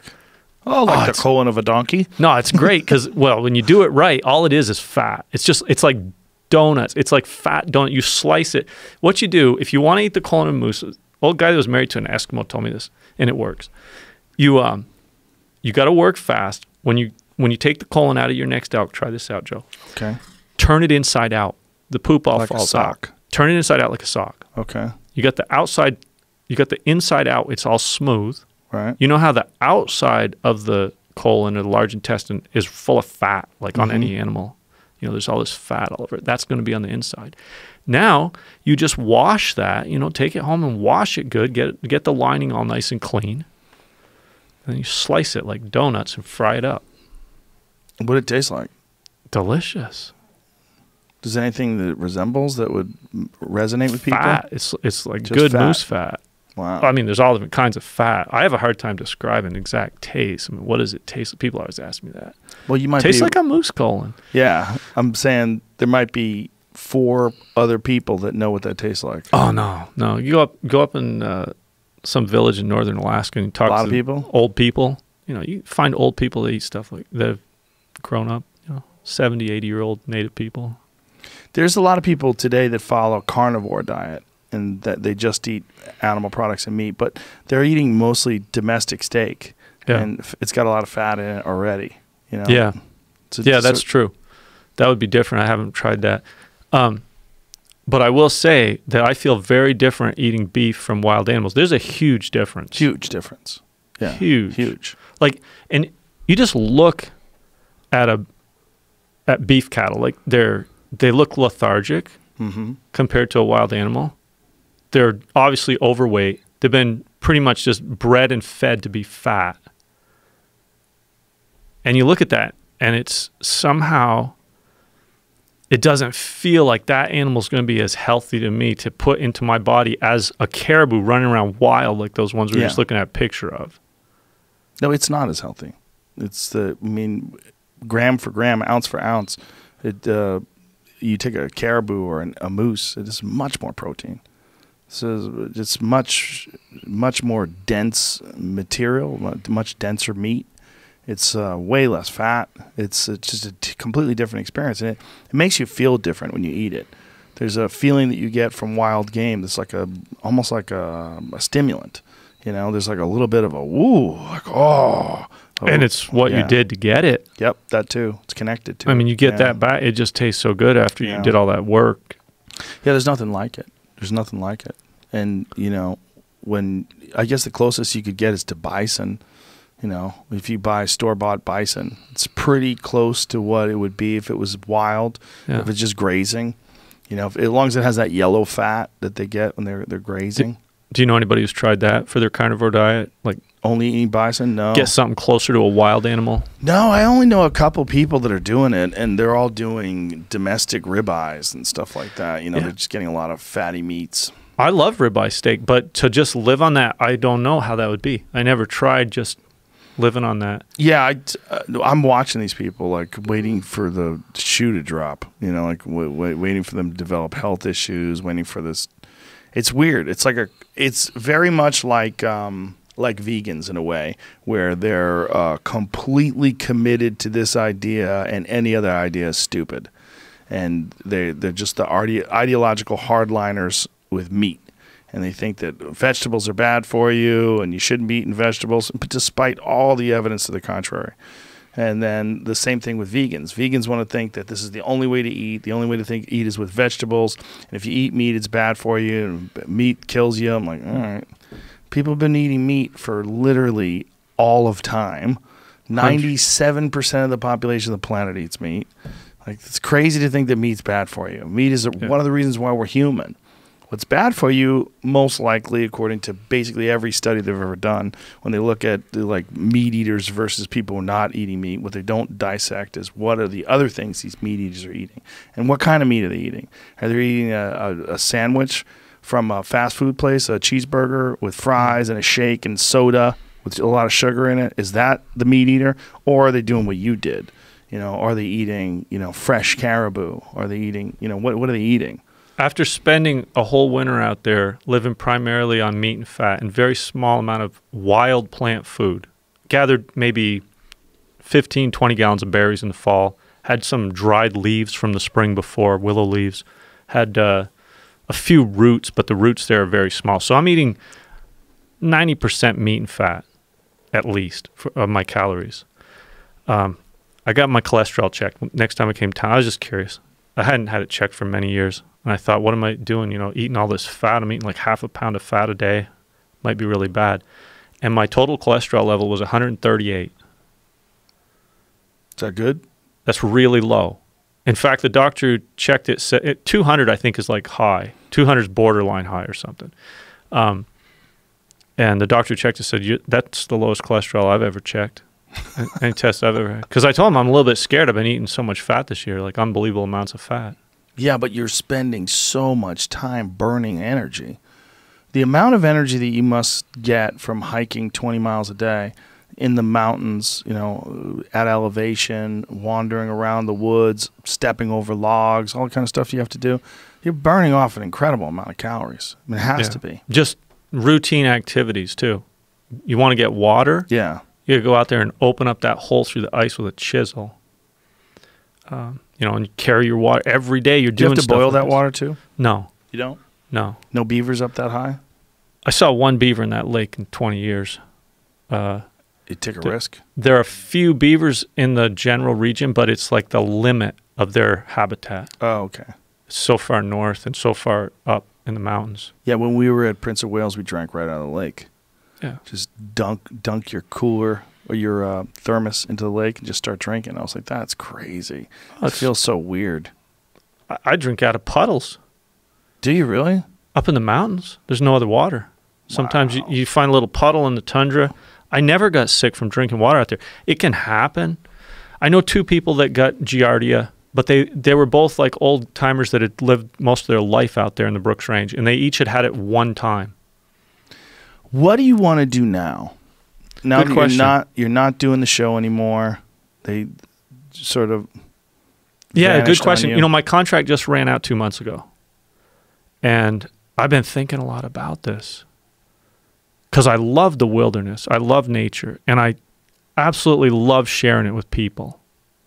And I want to find new ways to do that. And there are a lot of new ways now. I mean, that's what inspired me seeing your show is like, wow. I mean, I presume that you don't have to ask anybody about what you put on here, right? No, I don't have to ask you. You can do what you want. Well, that's why you're here. That's why I'm I mean, I didn't have to go through a series of producers, and I would never do that. If we ever got to a point where they wanted to offer me like a gigantic chunk of money to put it on a network, but they had to pick the guests, I'd be Right. like, there's no chance. right. There's no chance. There's not a chance in hell. The beautiful thing about the freedom that comes with this show is I can talk to people that I find interesting. Like, I found you incredibly interesting. Your story's amazing. When I would watch you on the show, I'd be like, wow, I'd love to talk to that guy. Really? Yeah, man. Like, so when you reached out, I was pumped. Oh, I really? was like, yeah, Cool. yeah. Because, like, what a crazy life. I was like, man, is Joe Rogan going to want to talk to me? He's talking to all these big time celebrities. oh, I would like to talk to you probably more than a lot of the big time celebrities. Some of the big time air quote celebrities that I talk to, it's just like, oh, okay, I'll do it. You know, so that's my feeling on it. I don't do like the show this show by itself has become popular through whatever reason, for whatever reason. I don't know how it happened. It just did, right? Yeah. But I never think like, oh, if I get this guest, that'll be really popular. This will help the show grow. This will bring me to another level. I don't think that way ever. That's awesome. My thought is always, that guy would be cool to talk to. Like, ooh, I'd like to talk to her. She seems interesting. Oh, that guy's got a weird life. What the fuck was that like? Like, it's all 100% genuine curiosity. That's awesome. Yeah. You're doing something that most people don't get to do, which is what you really want to do. You do what you want to do. Yeah, that's the beautiful thing about it, is that I've found out a way to also do it where people enjoy it. Yeah. Where like it actually provides a service. Yeah. So if folks are driving, they have a long trip, or they're on a flight, they can actually get it. It's free, and it gives you something. And So- there's a lot of wisdom being conveyed by some of your guests. I mean, that's what got me interested in the show. Is I'm hearing Yeah. these people talking. It's, you know, well, today you just did too. there's a lot of free education out there for people on the internet. Yeah. And, you know, it opens up whole new possibilities. It does. And conversations like this, although, you know, they're not technically education, they expand your horizons. Yeah. They expand your understanding of how people are living their life. And it just hearing people genuinely talk, hearing people having real conversations without anybody interfering or anybody well, hey, Glenn, maybe it'd be interesting if you're just like a little bit more mysterious. You know? we need to, you know what, we're going to get you an outfit. You're going to show up to the Joe Rogan show with a fur coat that you made yourself. Isn't it interesting that all the time I was on TV, and that show did really well, you know, I never came down and talked to you, but then on our own we connected. Yeah.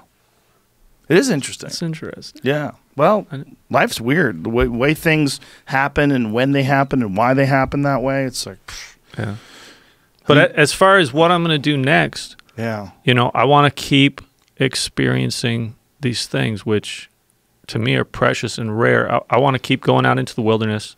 I want to keep experiencing it, and I want to share it with people. It doesn't mean anything to me if I don't share it to people anymore. I have no desire to go live by myself in the woods and not talk to anybody. It seems like you could have a skeleton crew of cameraman, editor, you, Yeah. and put it on like YouTube. That's what I've thought about. Yeah. I think that's a move, man, because you can make real money off of YouTube now. I mean, obviously, you see these YouTube celebrities, they're very wealthy, and they're just doing things on YouTube. And you could just transfer your show over to YouTube, and I guarantee you people would watch.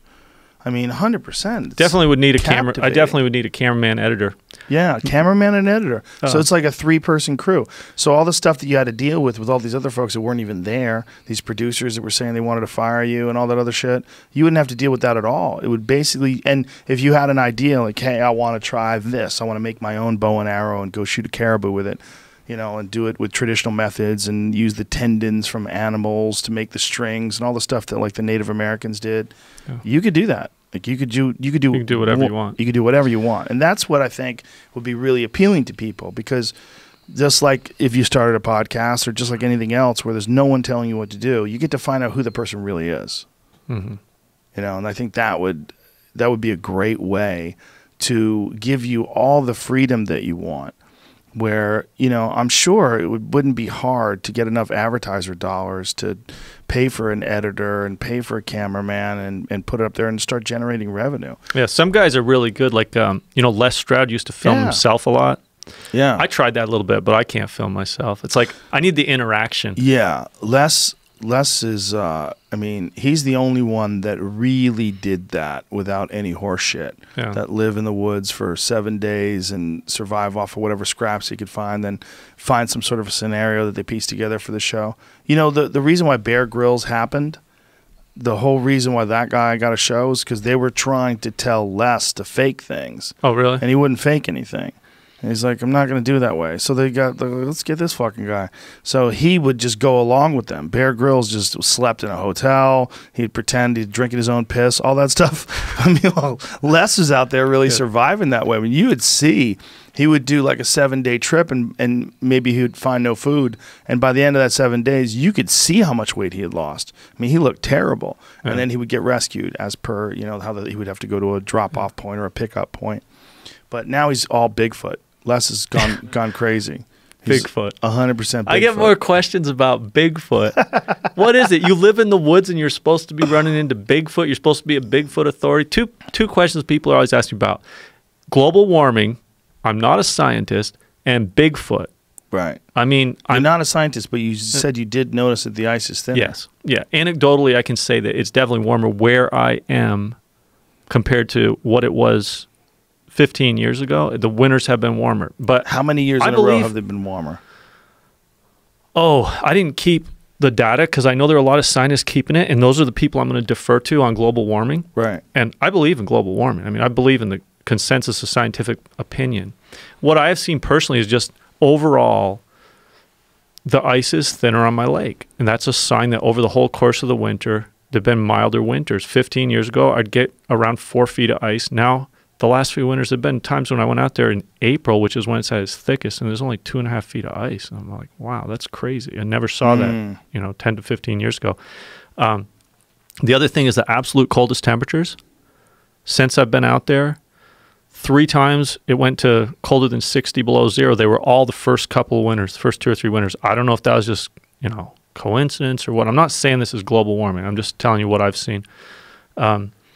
And like there've been recent winters where the coldest it ever got was, once or twice to 45 below. One of the first winters I was out there in March for like 2 weeks, it never went above 40 below. I haven't seen anything like that in the last 4 or 5 winters. Since I got on the show, the coldest temperature we ever saw was one time it went down to about 50, 55 below one day for a little while. I've seen times, like I said, where it would literally not go above 40 below for 2 weeks in March. That was first or second year I was out there. So, I mean, So anecdotally, at least. yeah, that's just, look, we gotta defer to science on this thing. I mean, they're collecting data all over the world. You can see the Arctic oceans, there's less ice. You can, measure the temperature of the ocean by sending sound waves through it. There's all different methods. So it doesn't really matter what one person sees in one place, but there's a consensus of opinion That's what matters. Yeah, but it is interesting, your own anecdotal experience, seeing that the ice is that much thinner and that the winters are warmer. It is. Well, I'm sure the National Weather Service has all kinds of data on Alaska. I'm sure. I mean, for instance, in Fairbanks, Alaska, they never used to use any salt on the roads at all. The reason being that it was too cold for the salt to work. Salt will only melt ice if it's a certain temperature. If it gets colder than that, it doesn't work. So they didn't even store salt there. The Department of Transportation didn't use it, which was nice. Your vehicles didn't rust out.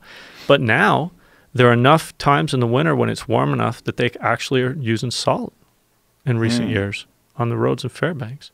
And you actually see times when it gets up to freezing. There are even freezing rain events in the winter, which didn't used to happen hardly ever.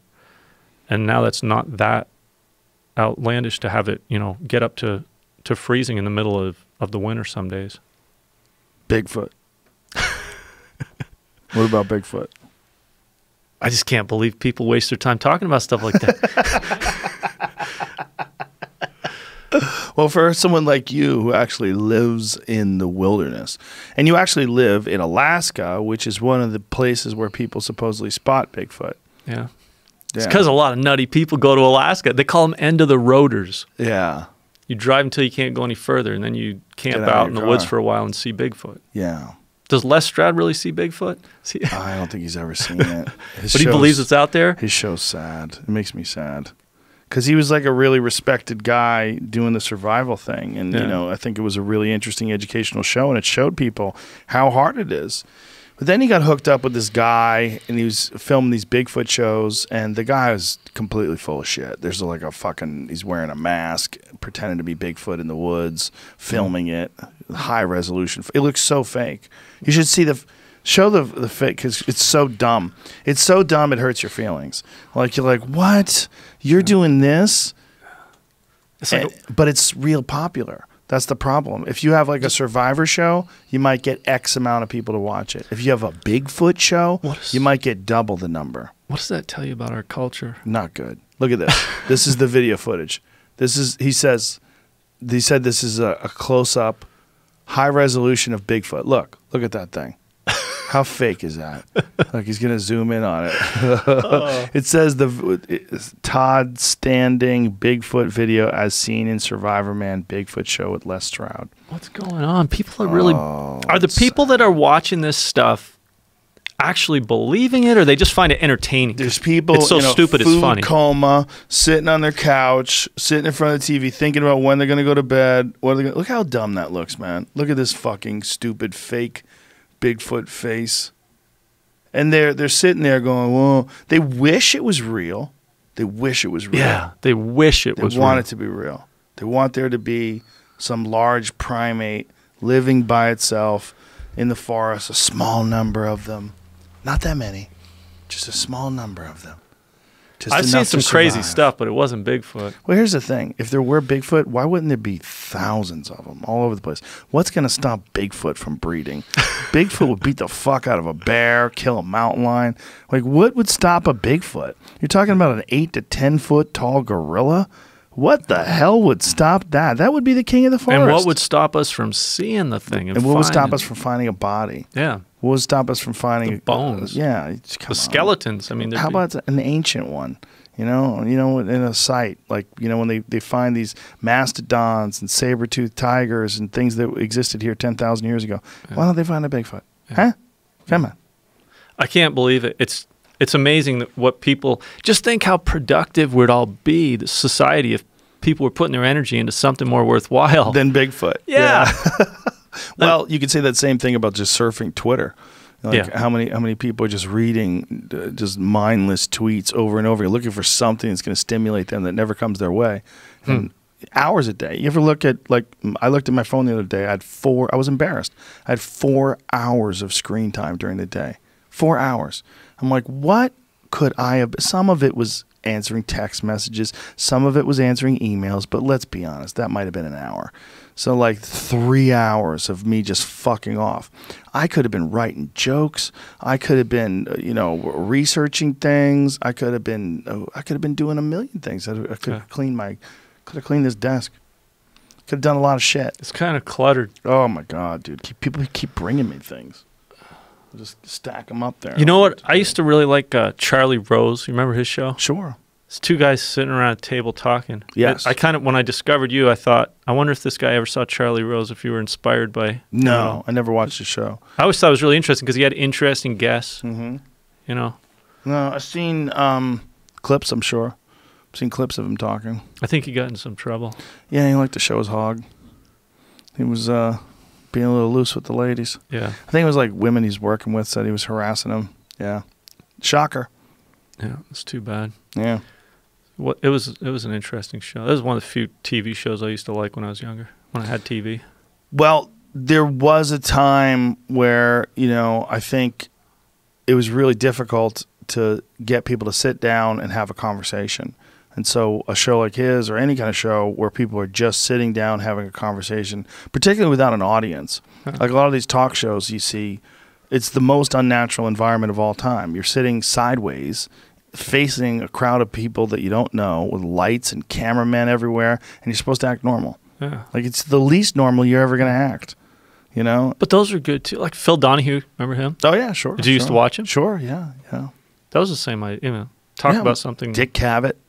You ever see the old Dick Cavett shows? It was really interesting I from the don't remember 60s and 70s. Yeah, it's a little bit before. Yeah. Well, there's videos of it. I've watched almost all of them on YouTube.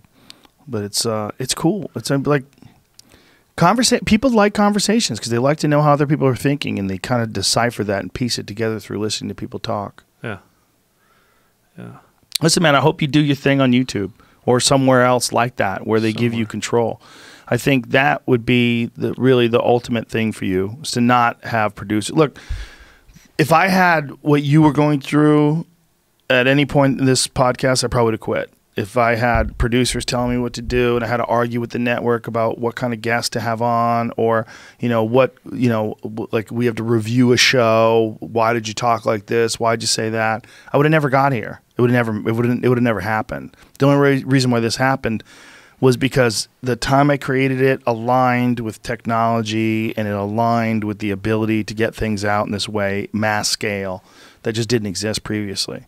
And I think that could be expanded to what you do easily, especially YouTube, something like that, or Vimeo, or many of these other streaming services. Doing something like that, where you just have a cameraman and you just have an editor and you're out there. I mean, be magic, perfect, and you can give the 100% full vision of you. You don't have to have anybody else's input. Give the vision of what's out there. Yeah, and then you also have a nature. direct line to your fans. Like if you put it on Facebook, and like the people that like it or don't like it, hey Glenn, I'm tired of seeing you shit in the woods. That's the amazing thing about this world, is that people can connect. Yeah. It's phenomenal. Yeah, it's amazing. Listen, man, it's been cool to connect with you. I really enjoyed this. It was a lot of fun. We did like 3.5 hours. Thanks for having me down. Oh, really? I wasn't paying attention.